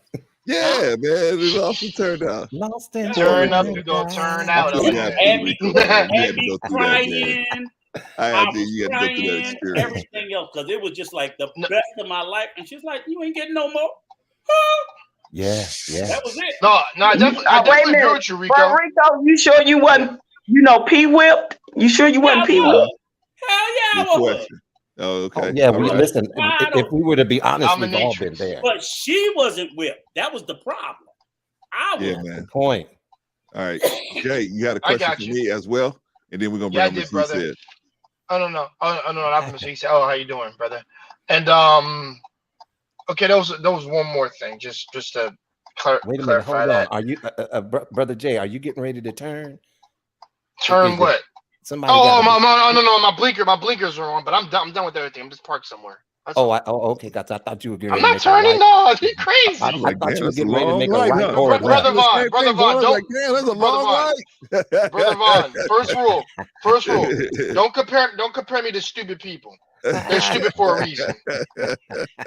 They're stupid for a reason. I'm more intelligent than they are. No, Jay, I was thinking the same thing. I was like, that's brother. a long life. And yes, no. I didn't say you said I was. No. I was just wondering. It's a little play joke between you and me. We cool. You know I'm not. Nah. I was wondering. Trust me, man. I'm about being safe. A fig, man. Just a fig. That same like that like takes forever, man. You're like, damn. He said like that turn. I'm like, I'm not on no turn. What? Why would I do that? Come on, y'all. And my priorities all messed up. My priorities all messed up if I'm doing that. Then I'm one of those busters. I'm not any of those. But no, brother Clint. The other question I have for you cats was I agree with Rico when he said the point of like, yes, dude, listen, that's what I call the manosphere on their BS. Where like, they can do it at it. It's an excuse for cheating regardless of anything. But also, like I've always said, I hold both parties accountable for anything. If you know it, then why stay? You can't blame him at that point. I blame her because like you should have just walked away. That's simple. But Brother Clarence, the other issue I want, because I'm gonna get to your question, and then after that I gotta dip. Because I want everybody else to, because I want this conversation to continue. Because you guys are making up good points. The culture that has been created beyond us, like before I was born, stuff like that. That's the responsibility of the cats that came in, that passed that on.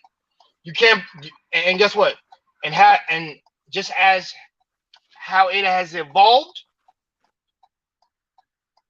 is what's going to determine whether it stays here. No, to me, I don't think it's going to stop personally. Like I said, unless people try to get in good with God, but I see that as a scapegoat personally. Like, oh, I'm repenting. I'm like, no, you're not.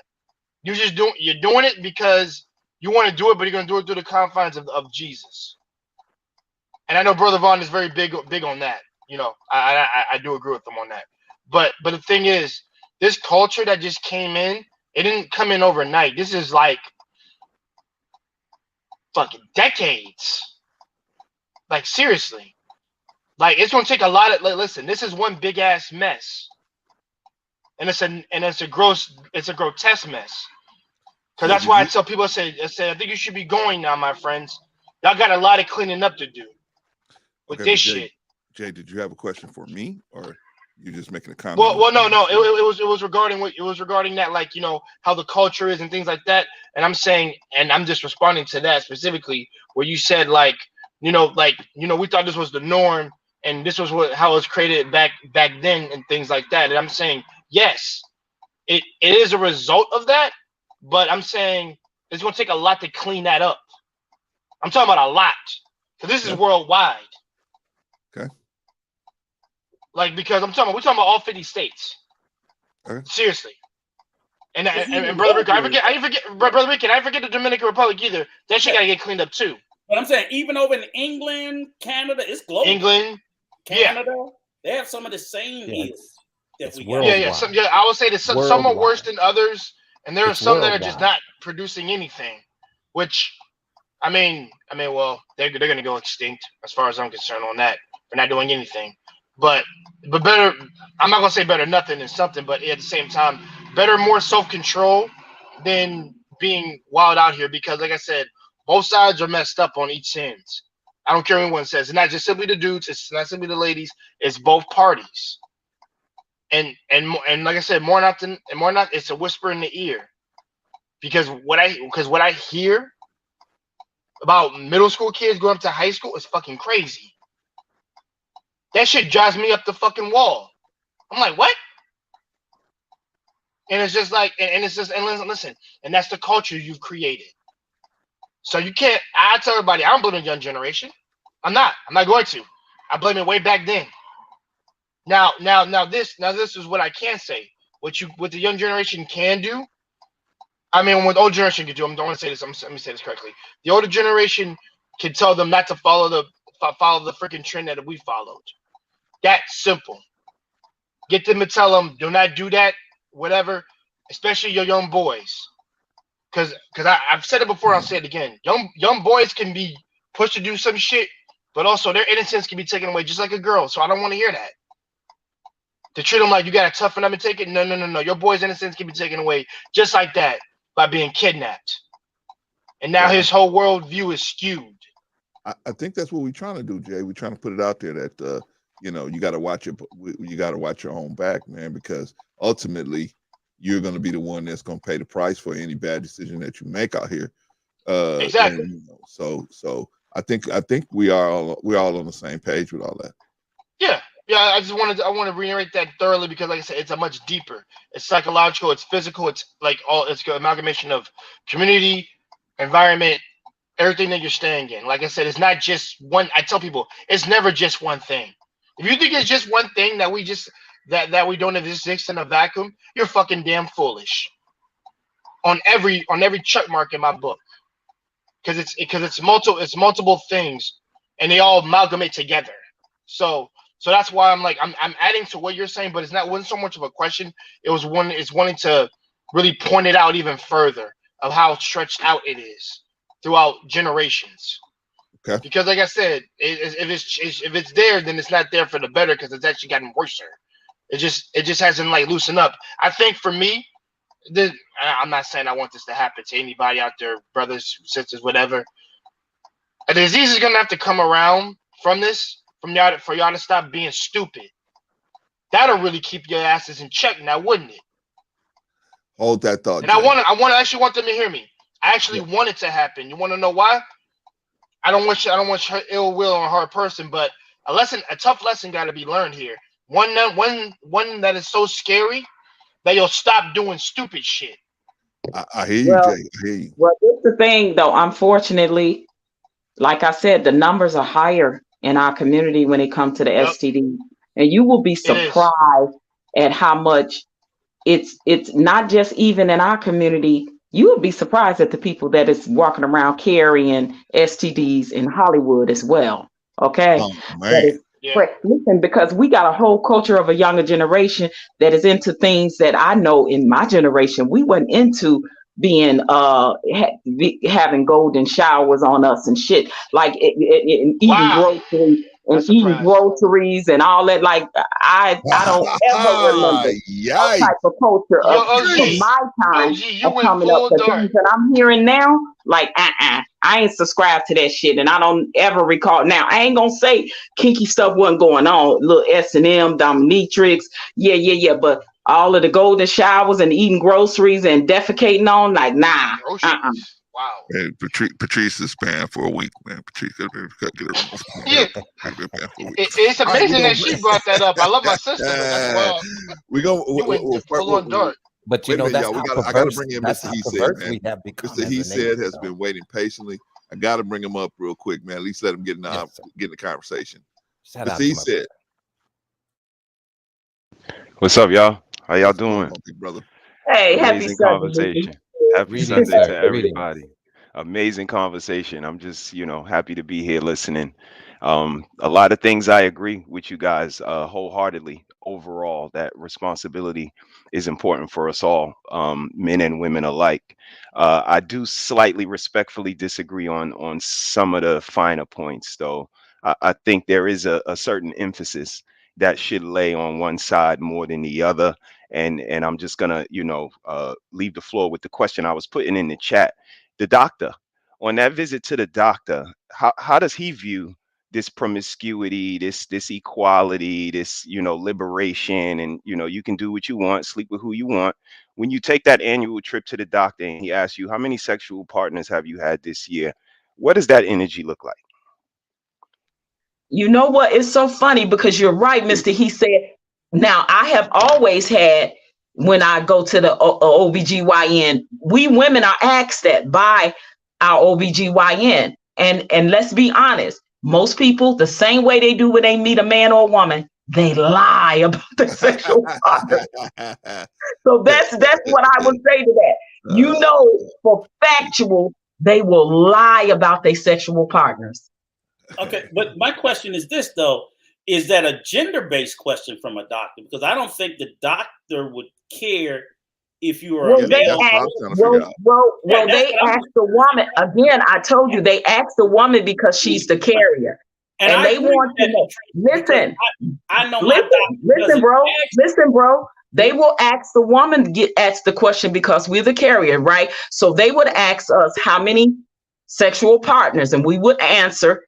But then they would also ask us, do we know how many sexual partners our partners have had in the last 6 months, a year or so? So his question is legit when it comes to being asked that question, but it's only being asked by a doctor. Right. Or if you go to get tested, you know what I mean, for an STD. Right. I was getting ready to say the only time, like I said, I haven't been asked that by my doctor in years, but the only time I do remember as a male being asked that, and I think it was being asked of a lot of men then, was at the height of the HIV epidemic, because they was also concerned equally about men and sexual promiscuity of both sexes for the spread of, and that's the spread of STDs anyway, but they don't routinely ask men that. Nah. I don't know why. That. I agree. They do not ask men that, but from a scientific point of view, it's just as bad for men to have multiple excessive partners, if nothing for but the spread of these diseases, like Sister OG said earlier. They do now when you go get tested for STD. If they not, they should be asking. Yeah. Then if you go to, I will say this, if you've ever been to one of those public health clinics and say you go in for an HIV test, they do ask about your sexual history. But it's not just HIV, it's a regular STD.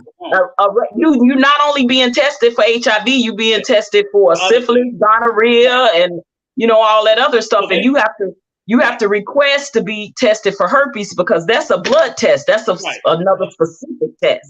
What I'm saying is, if you go to a place like that, they will ask you, even if you're a man, about your sexual history. But if you just go to your regular primary care, my primary care ain't never asked me. Now, in my experience, no, not your regular primary.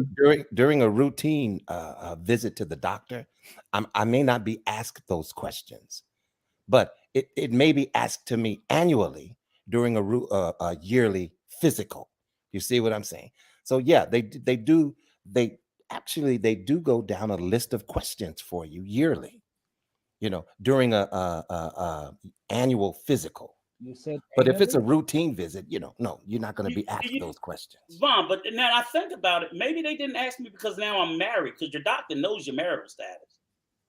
Yeah, I've never been asked. But he don't know how many sexual partners you had in a year. It don't matter if you're married. It don't matter if you're married. Go to a clinic for an STD. It don't matter if you're married. They still gonna ask you. I'm just thinking that maybe that's why they didn't ask me. I don't know. Okay. Let's let Mr. He said finish off his thing. Then we go to Canada, and then we go to Vagoda. Did we answer your question? I don't think we did. Absolutely. Absolutely. For me, it's annually. When I go for my annual checkup, it's like Brother Vaughn said, it's a part of the questionnaire of what I have to answer. And the reason that I ask that is because, again, like the sister said, some people may lie, which is a horrible thing, because two people you don't got to lie to, your doctor and your lawyer. And in your best health interest, you should be telling the truth to your doctor, because if they don't have the correct information, they can't make a correct assessment. And the reason I asked is because, again, the badge of honor, the liberation, the sexual liberation that we proclaim, and how not serious it is, but indeed it is. And that indicative trip to the doctor is what tells us. And I think women have more of an onus when you add that into who can die on the table during childbirth. A man can't, a woman can. So if I was a woman, me personally, and I'm thinking I can get STDs that I could be walking around with and then dispersing onto other people. I could be feeling shame because I go to the doctor and tell them I had 99 partners in a year because I'm sexually liberated. I could lose my life on the table while trying to push this child out. And I'm going to say we have equal responsibility. No, we do not. I think I have a little bit more because I have a little bit more to lose, and I can be left with this child for 18 to 21 years while you can just walk away. Again, like I said, wholeheartedly, I agree with you guys. We should all be selective and mature. But like some brothers, like Brother Rico, we fall victim to the freak.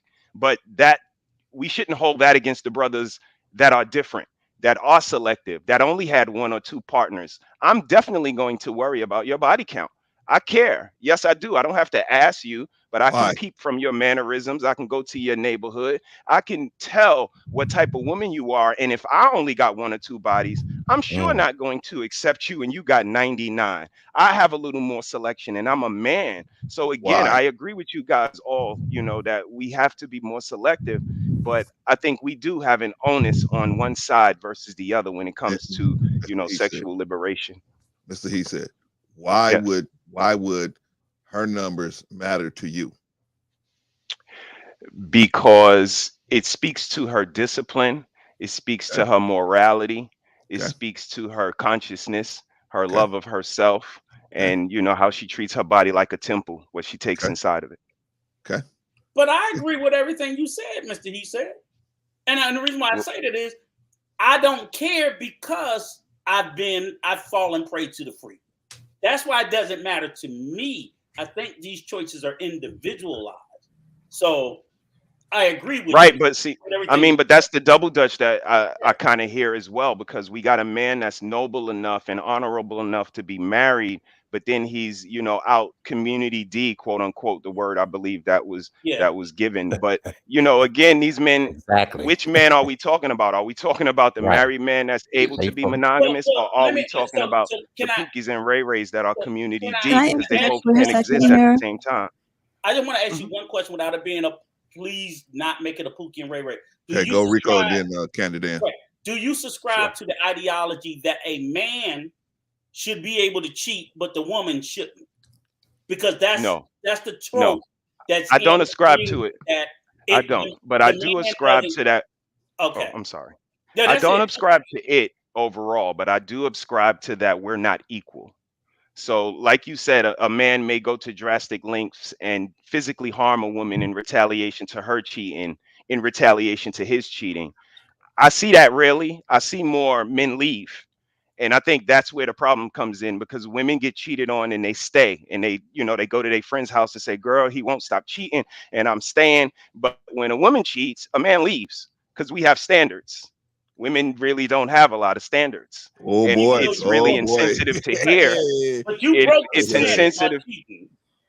It's indeed. But again, she stayed. You right, Rico.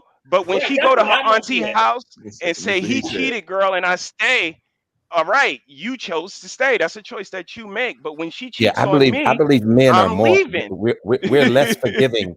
That's Listen, men are crazy less forgiving to in that me. department. Yeah, Oh, that's You know, standards. and that's just how okay. it is. I would agree with that. I would Men, agree. men, I've men are seen less Yeah. men leave more. women Yeah, more Okay. than women leave men. Y'all, everybody, let me bring Canada into the conversation. And Yeah, I just hi everyone. Just wanted to talk a little bit about some of the science. okay. Hey, Um, Candid, how are you? hey love, how are you doing? I'm okay, thank you. Hey, Candid.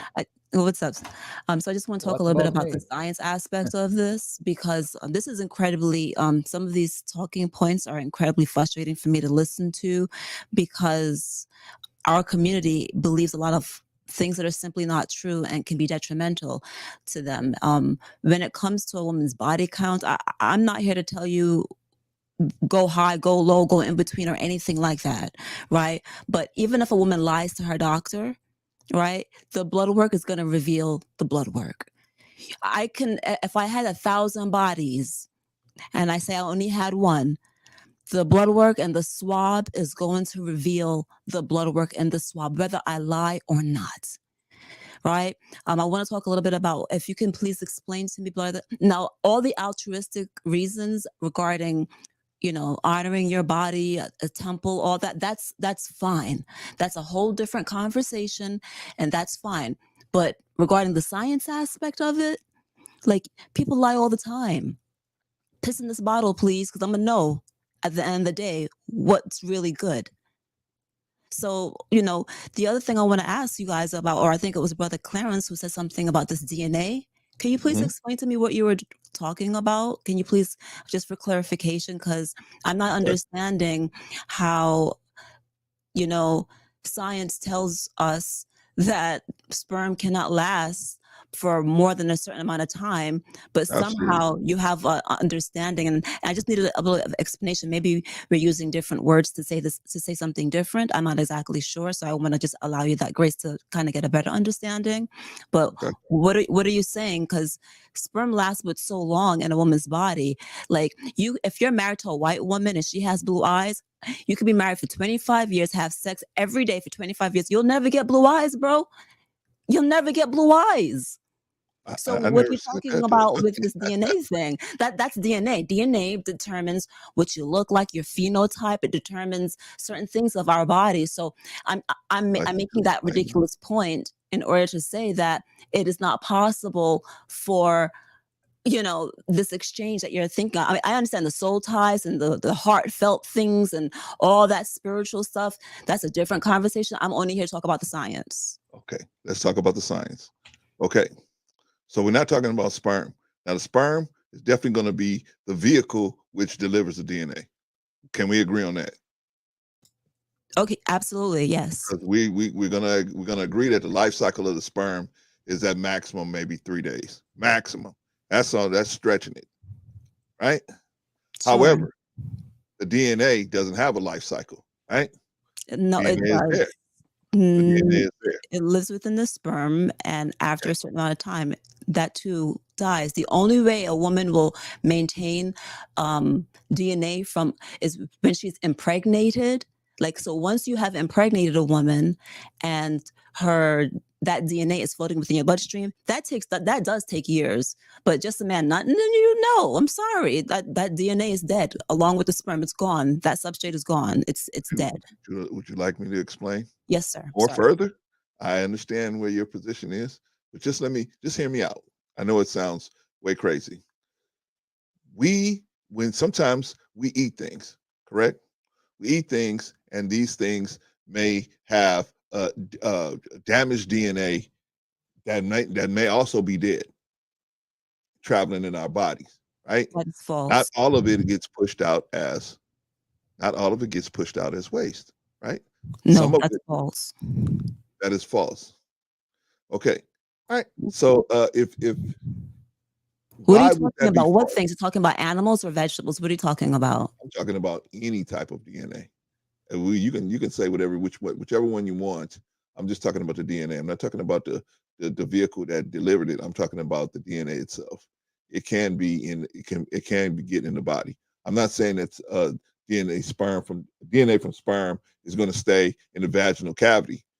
It may travel to other places, right? Some will be expelled as waste, and some will be in the body, right? That's why we're told not to eat certain foods, right? Because that broken DNA or that DNA, that it may affect us in another way, where that DNA will try to reconnect itself with our DNA, and then create cancer or create other different types of foreign cell structures, right? So that's all I'm saying. I'm saying that it's possible.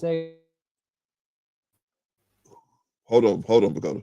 It's possible that this can happen, and so a lot of times it can explain a lot of different things based on you having different DNAs in the body. Because if we eat certain foods, it's the same issue, right?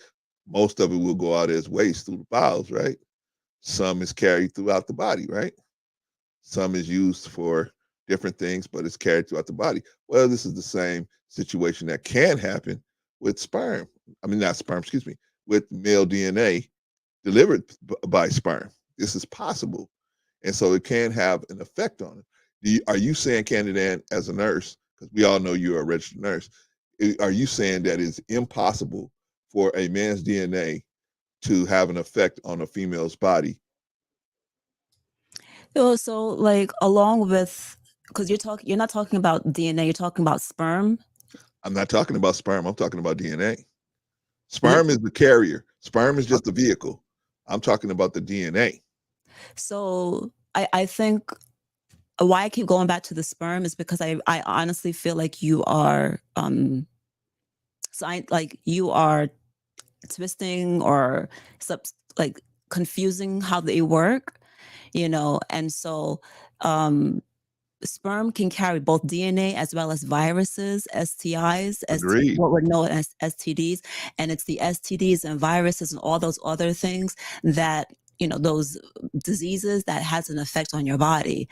But in terms of someone's DNA having an effect on your body, like, what effect are you talking about? Like, if I have sex with someone that's tall, is it gonna make me taller? Like, what effect are you No, I'm talking about? talking about I'm talking about ill effects. I'm not talking about Tell me what kind of ill effects. Well, for If I have example, someone that has diabetes, am I gonna get diabetes? No. no, you're not gonna. Well, I'm not gonna say you're not gonna get diabetes. You will not. I'm telling you, you will not. Okay. Well, that's your understanding. But what I'm saying is, you may have other health issues, because as you have this DNA, foreign DNA in your body has to account for it. Has to be accounted for. It has to be quarantined and accounted for, right? So But therefore, disease can carry, not the DNA. That's why I keep going back to sperm and the DNA. But we don't have to belabor this. My only and I realize that we can go back and forth, and this will be a circular conversation, because I've come to the understand that you believe what you believe, and that's okay. That's totally fine. It's not like I'm offended or anything. It's fine. It is what it is. But when we have conversations about science, I would beg you guys that are content creators to have someone, it doesn't have to be me, but someone, or do some kind of research into finding out what actually goes on in terms of DNA, or have a doctor or a practitioner or a nurse or someone, because this is not just here in this conversation. I'm just pulling up because I know it's a friendly place and that I'm not going to be like killed or anything on the internet, right? But when we have Okay, conversations, let me ask you a question, Candy. Yes, Let me ask you sir. a question. Yes, Because sir. you're very knowledgeable, and I very much respect your knowledge, right? I just have a difference of opinion, but That's I very fine. much respect your knowledge. But how do you propose that cancer cells enter or are set up in a person's body? How do you propose that situation takes place? So cancer, there's lots of different types of cancer, right? All cancer Agreed. is not exactly the same. So breast cancer is completely different from skin cancer, and they all act differently. However, when I went to school, my understanding of cancer was your body regenerates the DNA all the time, right? Agreed. And so at the end caps of your DNA, you have something that tells it to stop growing, stop doing this. It's there are end caps on there that says stop. And after a while, which is why older people tend to get, not always, but just tend to get cancer more often, is because after a while of regenerating, dying and regenerating, that's why our faces look a little bit different as we get older, right? Because we're regenerating, but it's not exactly the same. Those end caps sometimes get destroyed, and there's nothing to tell it to stop growing. So therefore, these cells keep growing and growing and growing, and there's nothing to tell it like, hey, you're only supposed to be a skin cell, a small skin cell. Do your job and stop growing. It just keeps growing, growing, growing until it takes over that part of the body and starts becoming malignant and gets out of control. That's a very quick synopsis of basically why cancer does what it does and Well, why that explains growing, old growing, people. growing. That definitely explains old people. I'll give you that. What about the In younger people general, that have a cancer? generalization that is not all the same, because certain things like smoking, right? The reason why smoking tends to cause not just heart problems, but cancer, is because it constantly irritates, destroys the esophagus. It burns, and so your body is forced to regenerate those cells over and over, and you're making that cycle go through quicker. So therefore, those end caps are gonna not do what they're supposed to do quicker. You understand what I'm saying? Like you're running through, right? So anything that causes irritation, that you're causing your body to get irritated, which is why the Kardashian guy, I forgot the lawyer who died, he was having he was vomiting. He had, like, I think it was GERD or something, and he kept taking Pepto-Bismol because the burning in his chest, right? He ended up dying of esophageal cancer because those cells keep having to regenerate, and after a certain while they're having to regenerate, they lose those end caps and they just got out of control, right? That's basically, in general, I'm making a real Let me quick ask you a question. generalization as to what happens with cancer. I hear you. Do you think that multiple amounts episodes of sperm from multiple men would irritate someone enough to where they might have some type of health issue?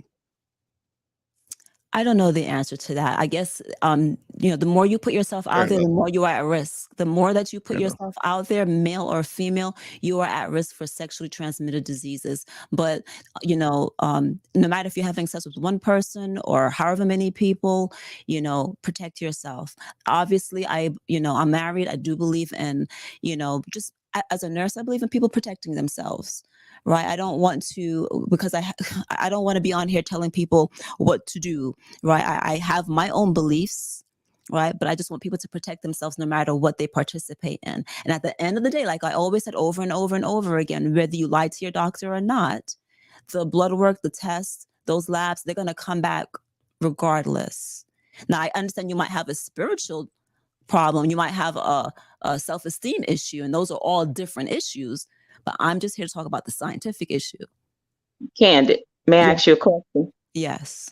So you're right. I agree that those results are going to be the results, whether you lie or not, whether you got one partner or 10 partners. So if you have a woman, male or female, that know that they are not the one that's cheating, and then they go get tested and find out they have something, it is obvious that their partner has more than likely given it to them, right? Yes. So, but the results are the same. They know that they only had sex with one person. So Yes. if they find out they have something, then and they know that they've been faithful, they know that it's absolutely their partner. No Absolutely. point whether the partner slept with one person or 10 people. Yes. Okay. Right. And Yeah. like I said, that's a different conversation. Like the whole morality thing. That's a great conversation. I'm not here to debate, what's people's beliefs, whether they believe in monogamy, polygamy, and the whole gamut of things. I'm not even here to discuss that. I'm just here to say, like, Clarence, I have a question for you. Do you practice monogamy? I cannot hear what. Vagoda, you got a bad connection. I have a question. Now you hear me? Vagoda, your connection is bad. Shout out to Rush. Shout out to you, man. What did you say, Vagoda? I asked if you have more than one wife. Oh, you asking me? I thought you were talking to Candid Ann. Okay, so you asking me, do I have more than one wife? I do not have more than one wife. Hey, Ann, can I say this? Yes, Thank sir. you for giving that textbook class on what cancer and DNA is. I also tried to look up the length of how long DNA typically stays in the body. The most I could find was approximately about a week. And usually, no matter how it's entered into the body, doesn't mean it's not longer, so on and so forth.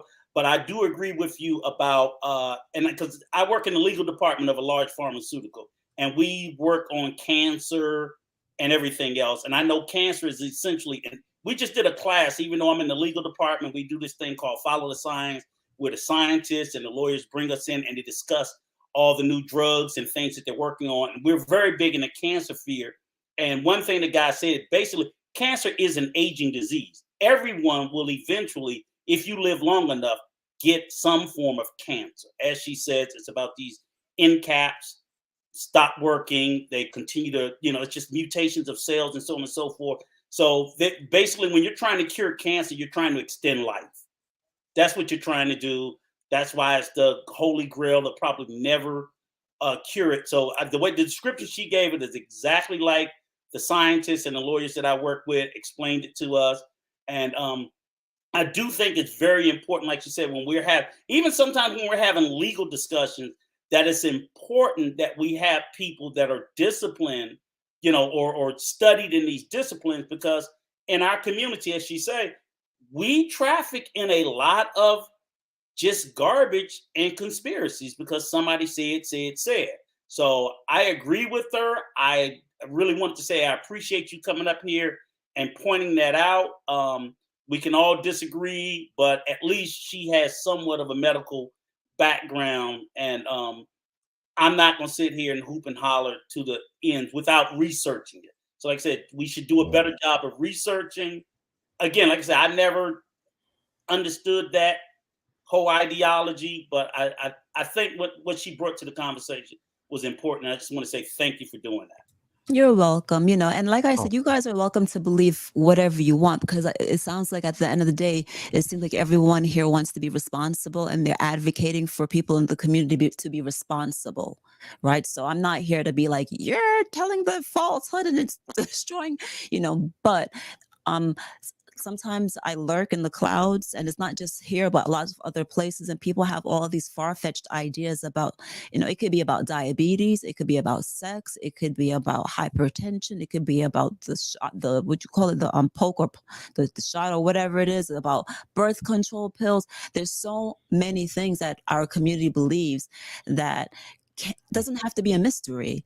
Like, the information is out there, you can look it up, and that's all I'm advocating for. That's really honestly all I'm here to advocate for is, if you don't know, that's fine. If you but ask someone or do a little research, or that's all I'm saying, because at the end of the day, it's hurting us out here. That's all. But of course, I want everyone to be. If I may say,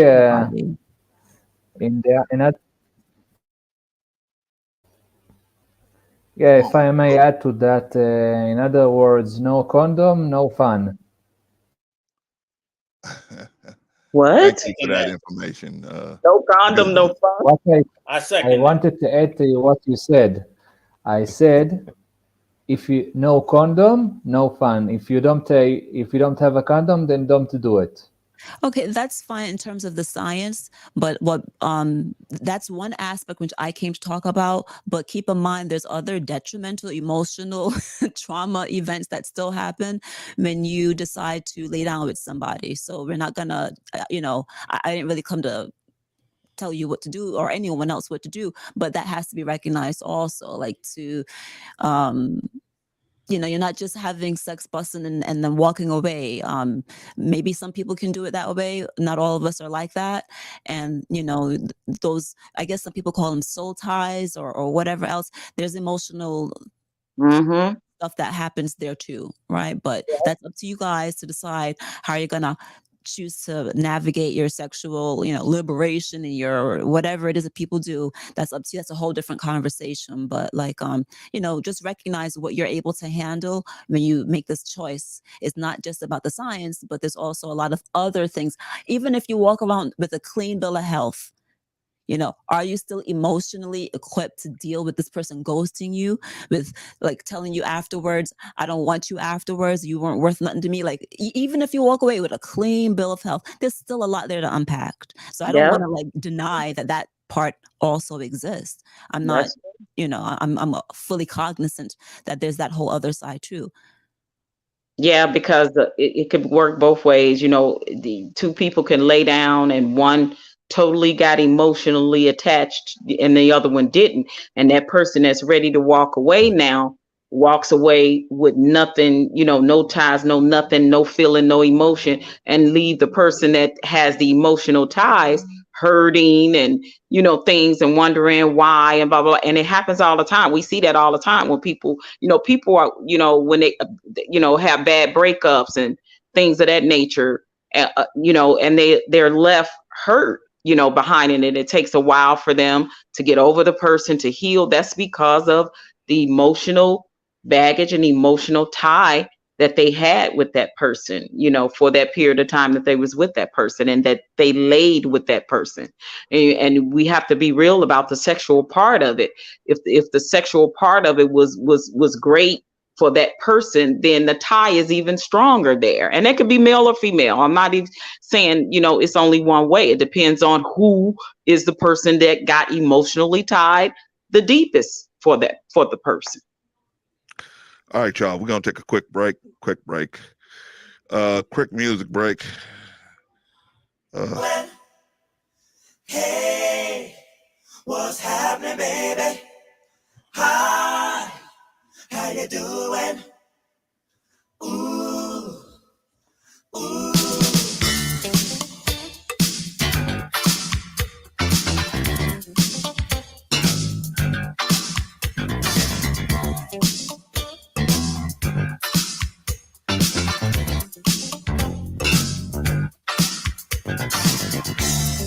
Hi, how you doing? Hey, what's happening, baby? Hi, how you doing?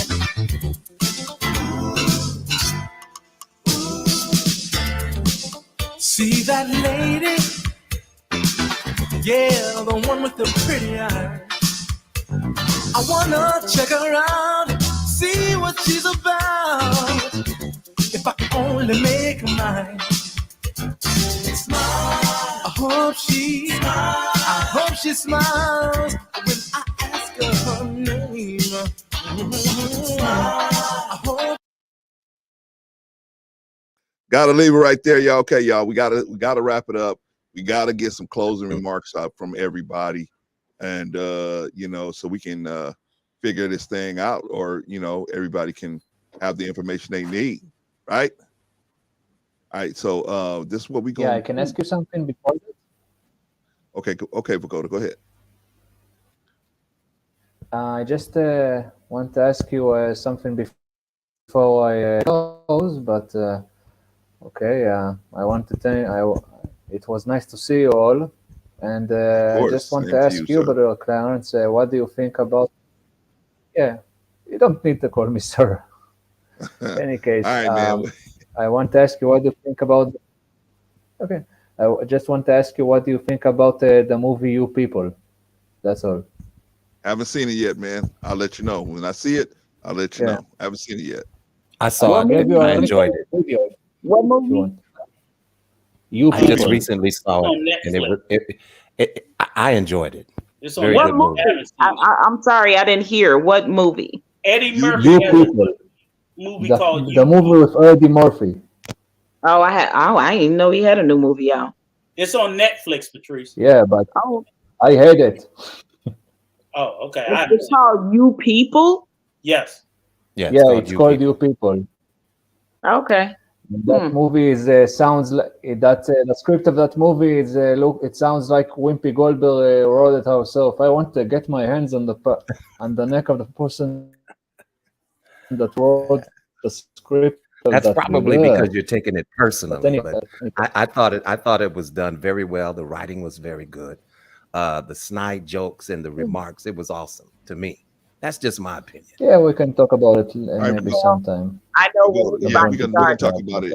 You give me a chance to watch it, man. But Pagoda, we're gonna do some last Yeah, remarks, yeah. man. So I want you to go ahead and Yeah, give in any us case, some final have a remarks. wonderful day, a wonderful evening, and thank you for having it in a nice time. It's not 4 in the morning, thank God. Yeah. I'm trying, man. I'm trying to do better, Pagoda. Appreciate you, Yeah, man. That's our brother Pagoda. He's from where you from, Pagoda, yeah, again? Tel Aviv. Tel Aviv, Tel Aviv.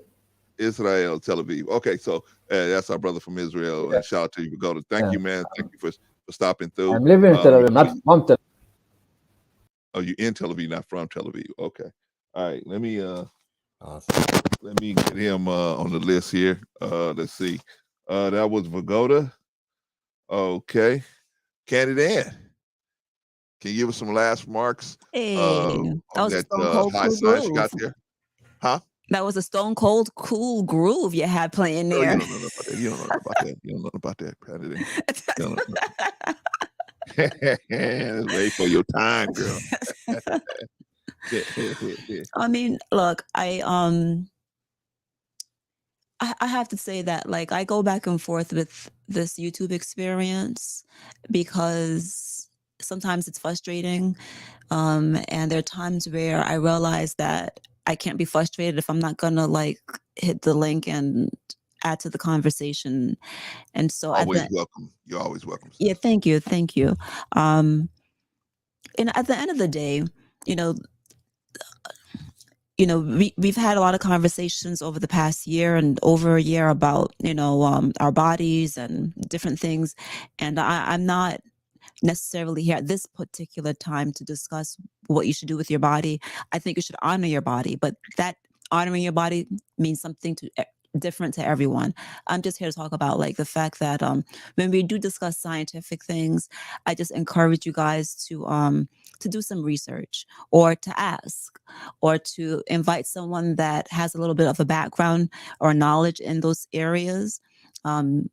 Just for clarification, or if you don't know, or whatever it is, because too often times I'm hearing a lot of misinformation about a lot of things that really could save our lives, and so that's the only reason why I came up. I thank each and every one of you guys for having me. Of course, I want people to be responsible, to honor your bodies, to, you only have one body, like, but I get frustrated because people will tune their car up and do all kinds of things. But if I ask you what's a healthy blood pressure number, you don't know. If I ask you, what's your blood sugar, you don't know. And so I definitely want people to honor their bodies in every way possible, whether it's sexually, whether it is physically, mentally. There's spiritually, a lot of different ways in which we can honor our bodies, but can't do so if you don't know some just basic things. And I just want people to be armed with the right information. That's it. That's all. All right. So love you guys. Thank you for having me. And I'll be on these YouTube streets if anyone else. I'm home today. So thank you guys for having me. And that will be all from me. Bye. Have a All good right. evening. Thank Thank you, you. sis. Appreciate you. That's Candid Ann, y'all. All right, That's Candid Candid Ann. for you down, sis. All right. Moving right along. Mr. He said, why don't you give us some closing remarks, my brother? No problem, man. Always a pleasure. Always a pleasure to come over here with some incredible people, incredible content creators. Always a respectful conversation, and we can always, disagree without being disagreeable. And I think that is a true sign of maturity. And I love you guys. Always give everyone an opportunity to come up, express their view, combat anything that they may see fit, and then carry the conversation on from there. So enough respect to Let's Talk the Better Black Life. Enough respect to Brother C, OG Patrice, to my brother Rico, to my brother Vaughn. It's always a pleasure coming over here, and I admire and immensely love you guys. So keep doing what you're doing. Keep the conversation moving forward, and keep representing good content creation, man. Thank you, Right brother. back at you, Mr. He said. And all the best to your lovely wife.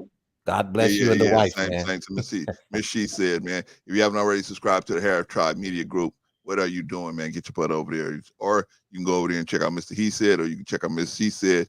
You can check them out, man. Shout out to them, man. They are, man, I was checking them out with the Cerebral Saturday yesterday. Okay, y'all, let's, is everybody cool with the, y'all see the note that Rico left in there, man, about hanging out for 10 minutes? Yeah, I just wanted to say something briefly. Yeah. Like I mean, but are you gonna hang out, Vaughn? That's the thing. Yes, of course I will. Of course. Okay, what about you, Patrice? Patrice? It's just for a couple of minutes. That's all. Patrice? Yes, sir. I'm good to go. I'm good. Yes. You gonna hang out? Okay. Just for a couple of minutes. Remarks, y'all. Let's get some closing remarks, and then we get out of here. Yep, sounds good.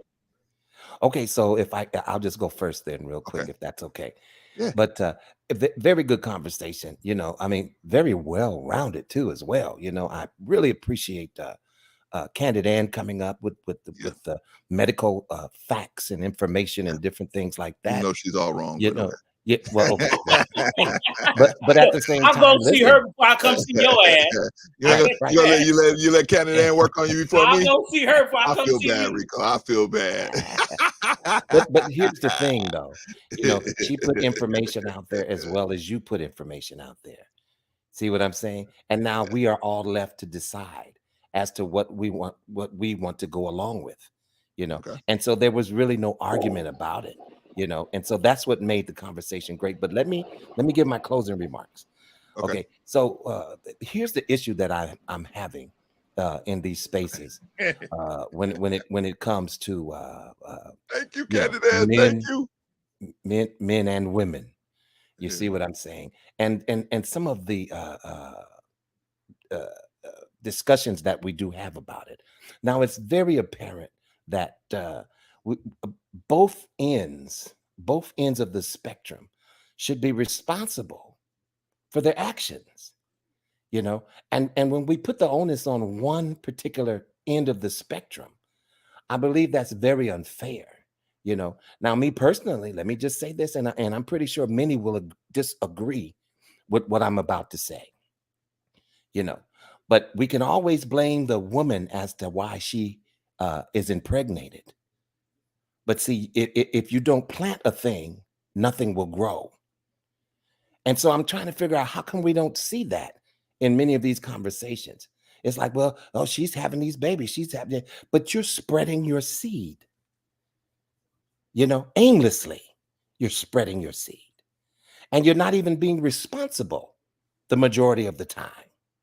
You see what I'm saying? But it's still her fault. This is what I'm hearing. It's still, but see, if she had just kept her leg, no. It takes your deposit to make a thing happen. And I'm not understanding why we don't see it that way. Now, listen, I would suggest that we all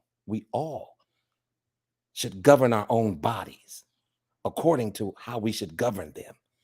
Women, don't be as promiscuous. Don't be promiscuous at all. Gentlemen, don't be promiscuous. See, that whole spirit has to, we have to try to overcome that. And I know it's hard when you're young. Listen, when I was younger, I was very promiscuous. There was a point in time where I was promiscuous. You see what I'm saying? And I got you, brother. Yeah, there's no excuse for it. But what I will say is this, you know, as you mature as a man and as a woman, you need to figure out that, Shout out to Quantum. Some of these actions that we have done not necessarily were very helpful for us in the long run, you know.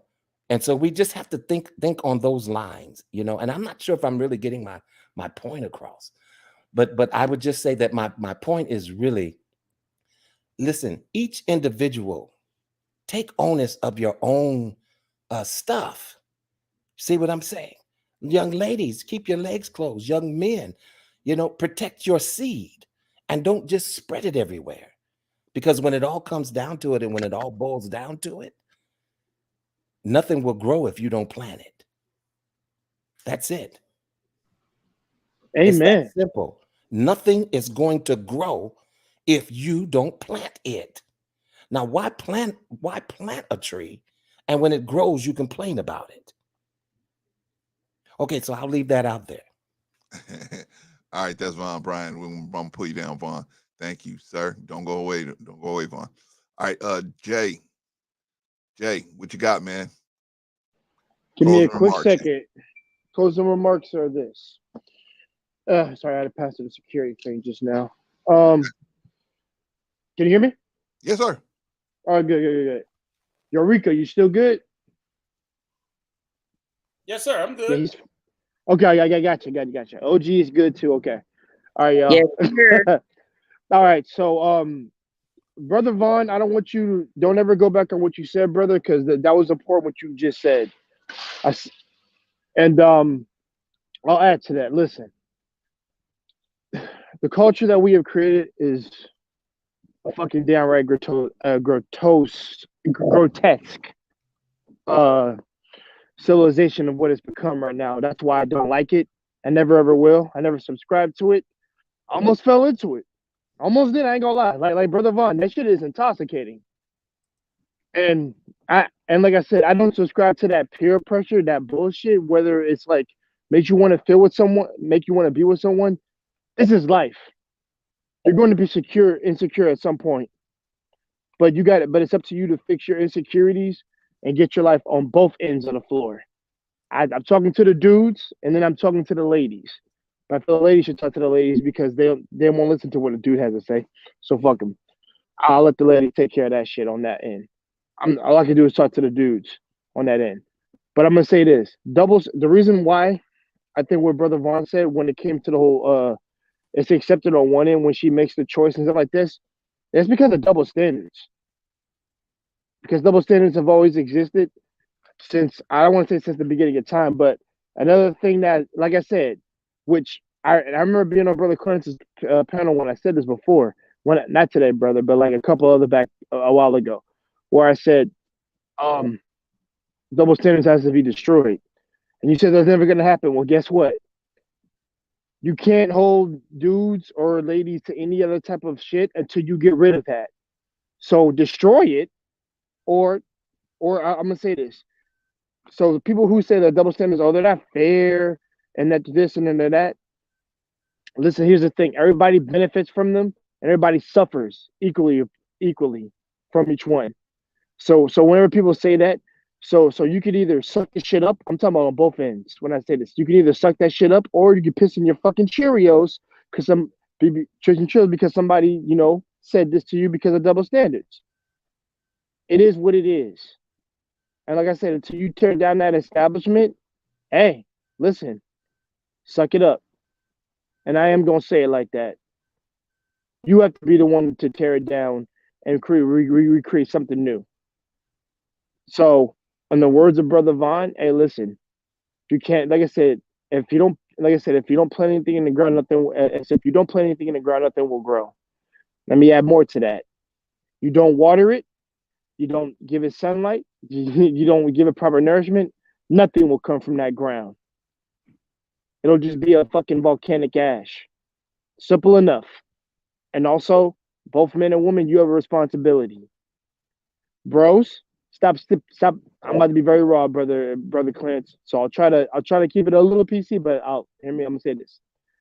Brothers, stop sticking your tool in everything.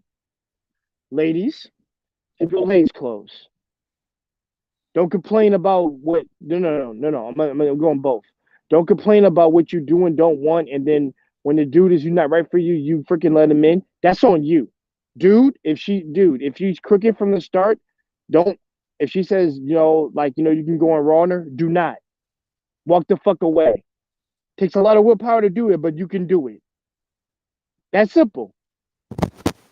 That's all I gotta say, brother Clarence, brother Rico, OG Patrice. I'll take it from here. All right, salute to you, young man. Thank you. Pull you down, Jay. Thank you, sir. If you haven't already subscribed to Jay Takashi, go on over and subscribe to Jay Takashi and go check out one of those chill sessions. Man, oh man, oh man. All right, let's see. Let me go. Great show. Thank you, Sister Candy, for coming up, setting the old Negrosaurus straight. It feels refreshing to hear from someone that's rooted in the science, talk science. So great topic, great conversation. It was good to follow up from yesterday to today. I feel we're getting a little bit more disciplined, still a little long in the tooth, but we're doing good. Great. I'll see you in the back chat. All right, man. All right, that's Brother Rico. Let me put Rico down real quick. All right. Yeah, good conversation. I actually enjoyed it. I hadn't had a conversation. You actually enjoyed it. You always always enjoy our conversations, Patrice. I do. But I try to stay away from the whole man, woman, gender, Yeah, you do. But I think a lot of times when you came up. I know, right? But it was good, and I love everybody's perspective. I even enjoy Mr. He says difference opinion when it comes to the count. Like that was interesting to hear from a male's perspective. So that was pretty cool, and I like that. I enjoy the difference of opinion, and of course, Candace's experience, being a registered nurse in her field and her expertise and what she knows as well. Everybody gave a good perspective and perception. I like to put life experiences to things because I think a lot of times in this YouTube streets, I think people be leading double lives, or they be lying, or they be capping, or they be something. Because I don't think for the most part, most of the life and the stuff that they talking about, they really is living or experiencing these things. I think it's a lot of charlatan conversations that is going on. But I know I relate mine to real life experiences of even, myself or my family members or friends or whatever. And I 100% agree with Brother Vaughn, because the onus should be on both man and woman. Is there a time when it may be on one more than the other? Yeah, it depends on the situation. But when it comes to things like children, when it comes to things like your own personal body count, when it comes to things that depends on the person as far as how loose or not they are with their body. But when it comes to things that affect other things like children, and I'm gonna be honest, I'm gonna say it like I told my son, like my last grandchild, God bless him, I love him, he's here, and my son love him. But my son came to me, Mom, she got pregnant, I ain't want no more kids. Oh, she did. I said, that this we ain't doing. I said, we're not going to just blame this on her. I said, you had a part in that. I said, now, if you knew you did not want any more children, you shouldn't have trusted the fact that she told you she was on birth control. You should have trusted the fact that you should have went down there and got snip, cut, or whatever to make sure you didn't have any more if you didn't want any more. So what we're not going to do is put all that onus on her and make it all her fault. He looked at me like I was crazy, but I meant every word, because he had to take some responsibility and onus in that. Now they had a set of twins, my twin grandbabies already, and he had my oldest grandbaby. So he had 3 already. We got a twofer in there. So he definitely didn't want no more. He didn't want no more. So he gets upset when she gets pregnant and come to me, mad and pissed off at her. Nah, what we doing? We ain't doing that. See, because I'm going to need you to take some responsibility too, because you believed whatever it was that she told you, whether she was taking birth control or not, whether I don't know y'all situation or whatever. Yeah, y'all been together forever. So I get it. Y'all ain't being protective because y'all done been together forever. So I get that. But if you didn't want any more children, you should have made sure you didn't have any more. Period. Period. You know, so I like to relay it to things like that because in real life experiences can say, listen, it is definitely an onus that's on both the man and the woman. It is. And it doesn't matter if he's loosely out here community D-slinging or she's community P-slinging. Where's your onus, man and woman, equally? So, and I digress with that, brother. I'm done. That was a great conversation. Absolute dynamite. All right, sis, I'm gonna pull you down. All right, don't go all right. Tight. All right. I agree with you, Candace, and I agree with you. Honestly, I think that we are over sexualized as a society. It's too much too soon. Yeah, absolutely. It's a bad situation, man. It puts a lot of our people in a position where they don't really realize what's going on, and then they have a appetite that is aroused that they don't even understand, and by the time they try to deal with it, it's just they catch some arrows, man. So that's something that we have to deal with. That's what I think could happen first, is that the society could slow down on all the sexuality, but that'll kill a lot of people's income. So that's gonna be a hard sell to sell. All right, y'all. Let's see. We got to get out here. Y'all. Now I got people in the back waiting. All right. What y'all think? What y'all get out of the show? Hopefully, we came at it from a lot of different angles, right? I came at it from my angle. Candida came at it from her angle. Everybody came at it from different angles, man. We all trying to do the same thing and just help everybody live a little longer, right? So man. So do your research. I agree with Candidate on that one. Do your research. Man. Find out for yourself what's actually going on and what you should do and how your body works.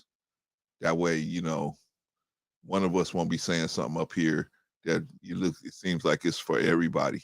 No, we all got individual bodies and we all need to research for ourselves so we can get the best outcomes. All right, y'all. Let's we got to do the rundown, man. We got to get out of here. Rico ain't got no patience, but he wants everybody to wait. So, he's going to be like, come on, man, let's go. All right, let's see. The chat is where it's at. We had Quantum step back into the building. Good to see you, Quantum. Glad to have you back in the building, man. I missed you, man. You've been gone for a while. All right, but I understand. But it's glad to see you back. We got Rush step in. She said stepped in. Of course, Brother Sim. And everybody else that I acknowledge from the beginning, man. Shout out to everybody in the chat. Chat's where it's at. And we didn't have any bots. We didn't have any we didn't have no riffraff. Everything was all good, right? Why is that?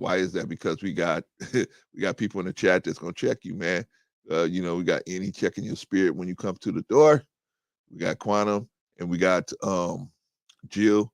And then, of course, we got the assassin waiting on you to make a one false move, Risa Neal. We got the sniper waiting on you to make one false move, man. So these people know, man, not to come over here with that drama, man. We stay buster free out here, man, because we lining everything up, man, so we can stay buster free. And so shout out to everybody in the chat. Great job, everybody, man. You guys did a great job. Ask good questions. And shout out. All right, let's move over to the wait a minute. I didn't even get a chat. A strong performance from the chat. Very, very solid. Very, very solid. Well, now let me get to the stage. Who was on the stage today? Vagoda came up, right? Vagoda came up for just a hot second, right? All right, Rico, hold on, man. Rico ain't got no patience. That's why you guys in a doghouse. Mr. Young, you got to get you some patience, man. All right. All right, Vagoda came up, man, all the way from Tel Aviv, Israel. Shout out to the Tel Aviv brothers and sisters out there, man. Vagoda said, I am not from Tel Aviv. I'm in Tel Aviv. Okay. One disrespect, Clarence. One disrespect. No. Oh yeah, okay, Rico. I got you, Rico. I'm coming. All right, Pagoda, man. But Pagoda did good, man. He's on good behavior most of the time, right? He only interrupted candidate about 3 or 4 times, right? He was on good behavior, right? Shout out to Pagoda, man. Hopefully, man, I got to put together. He wants to have a conference with me. And I'm gonna put that together, man. Him, Bolo, I got a bunch of stuff I gotta do, man. But we gotta finish the giveaway, man. I gotta buy this computer and then we gotta give it away. So, but Pagoda, how do you do today? Very nice job. Strong performance, Annie. I agree. Strong performance. Very nice. Very good job. A very good job for Pagoda. Very strong performance. Very solid. What about Candidan? Candidan came up here. Man, what's up with that disagreeing with me now? Candidan, very strong performance, very strong. Brought the nurse learning the book learning to the situation. Shout out to Candidan for that. Always welcome, always a pleasure. How you guys think she did? Very strong, very solid performance. I think this Candidan like second or third time over here, right? Don't matter. She's at home. She always got a seat here, right? Very solid performance from Candidan. Very strong. What about Mr. He Said? Mr. He Said came up here, right? Mr. He Said always got those good questions. I wanted him to get started, man, but we had the panel kind of full. But anyway, but shout out to Mr. He Said. Going over to Harris Tribe Media Group and check them out, man. They are doing some good work over there, man. I checked out Mr. He Said Cerebral Saturday yesterday. Pretty good. Shout out to brother He Said, man, and his lovely wife, Mrs. She Said. Shout out to them. Very solid performance on both of their parts, man. Even though Miss She Said didn't even come up on stage today, but she's always strong in the chat. Shout out to Miss She Said. What about solid performance by both of them? Solid, very strong performance by both of them. What about Von Bryant? Von Bryant was on good behavior today, right? He didn't even interrupt anybody, I don't think, right? Shout out to Von Bryant. Von Bryant, very strong performance, very solid. What about Rico Young? What about Rico Young, right? What about Rico Young, man? Rico Young, man, the first time back in a couple of weeks, right? Just when you get out of the doghouse, you're right back in there, man. But anyway, so we might not see Rico for a couple of weeks, but shout out to Rico, man. Very good job. He also did a good job yesterday on when we were on Prime Time for the Truth. Did a very good job, man. Rico's a very solid dude, man. But he did a good job today. What do y'all think about today? I thought he did a good job. Very strong performance from Rico. Very strong, very solid. What about Patrice? I wasn't expecting Patrice today, right? Because I said, oh, man, she already told me she don't really deal with the whole male-female relationships type thing. Well, guess what? Excuse me, right? Right? Patrice came on through, man. But shout out, man. I always like sisters like N.A., Patrice, Candidan, Jill, all of you sisters that come up on the stage. But when you guys come up here, the conversation don't dive into the ground, right? It stays or it goes up. It even goes up higher. Shout out to you sisters, man. But Patrice came up here. What do y'all think about her performance today? Very solid. Even on a subject that, really she don't really get into most of the time. But she came up here with it. Shout out to Patrice. But very solid, very strong performance. Very strong, as always. Let's see. Who else is up here? I don't know. I saw her yesterday, Patrice, but I don't know where she is today. Okay. What about Jay Takashi? Last but not least, Jay Takashi, right? Jay Takashi came in, has his, verbal beatdown for the society as always, right? And shout out to Jay Takashi. If you haven't already subscribed to Jay Takashi, get on over there and subscribe to Jay Takashi, man. Check him out. Jay Takashi, very solid. As always, very strong, right? He's very strong. I want to get at him at a couple of things, but the panel was too big, so I let it run by. But I'll catch him there. I'll catch him next time. That's my brother. I'll catch him. But very strong Very solid performance. Okay, y'all, that is it. We are out of here. We're looking to come back on Tuesday. And so anyway, everybody did a great job. Thank you, everybody, for hanging out with us. We tried to do it. Rico, thank you, Rico, because Rico's the one that's like, man, we got to cut this stuff down, man. Everybody can't stay hang around for 5 or 6, 7 hours. So we're trying to cut them down so y'all could have them just long enough where you could be at work and listen to them and then get off and then come on. So anyway, we will see y'all on Tuesday. Thank you, everybody. Great job. Peace.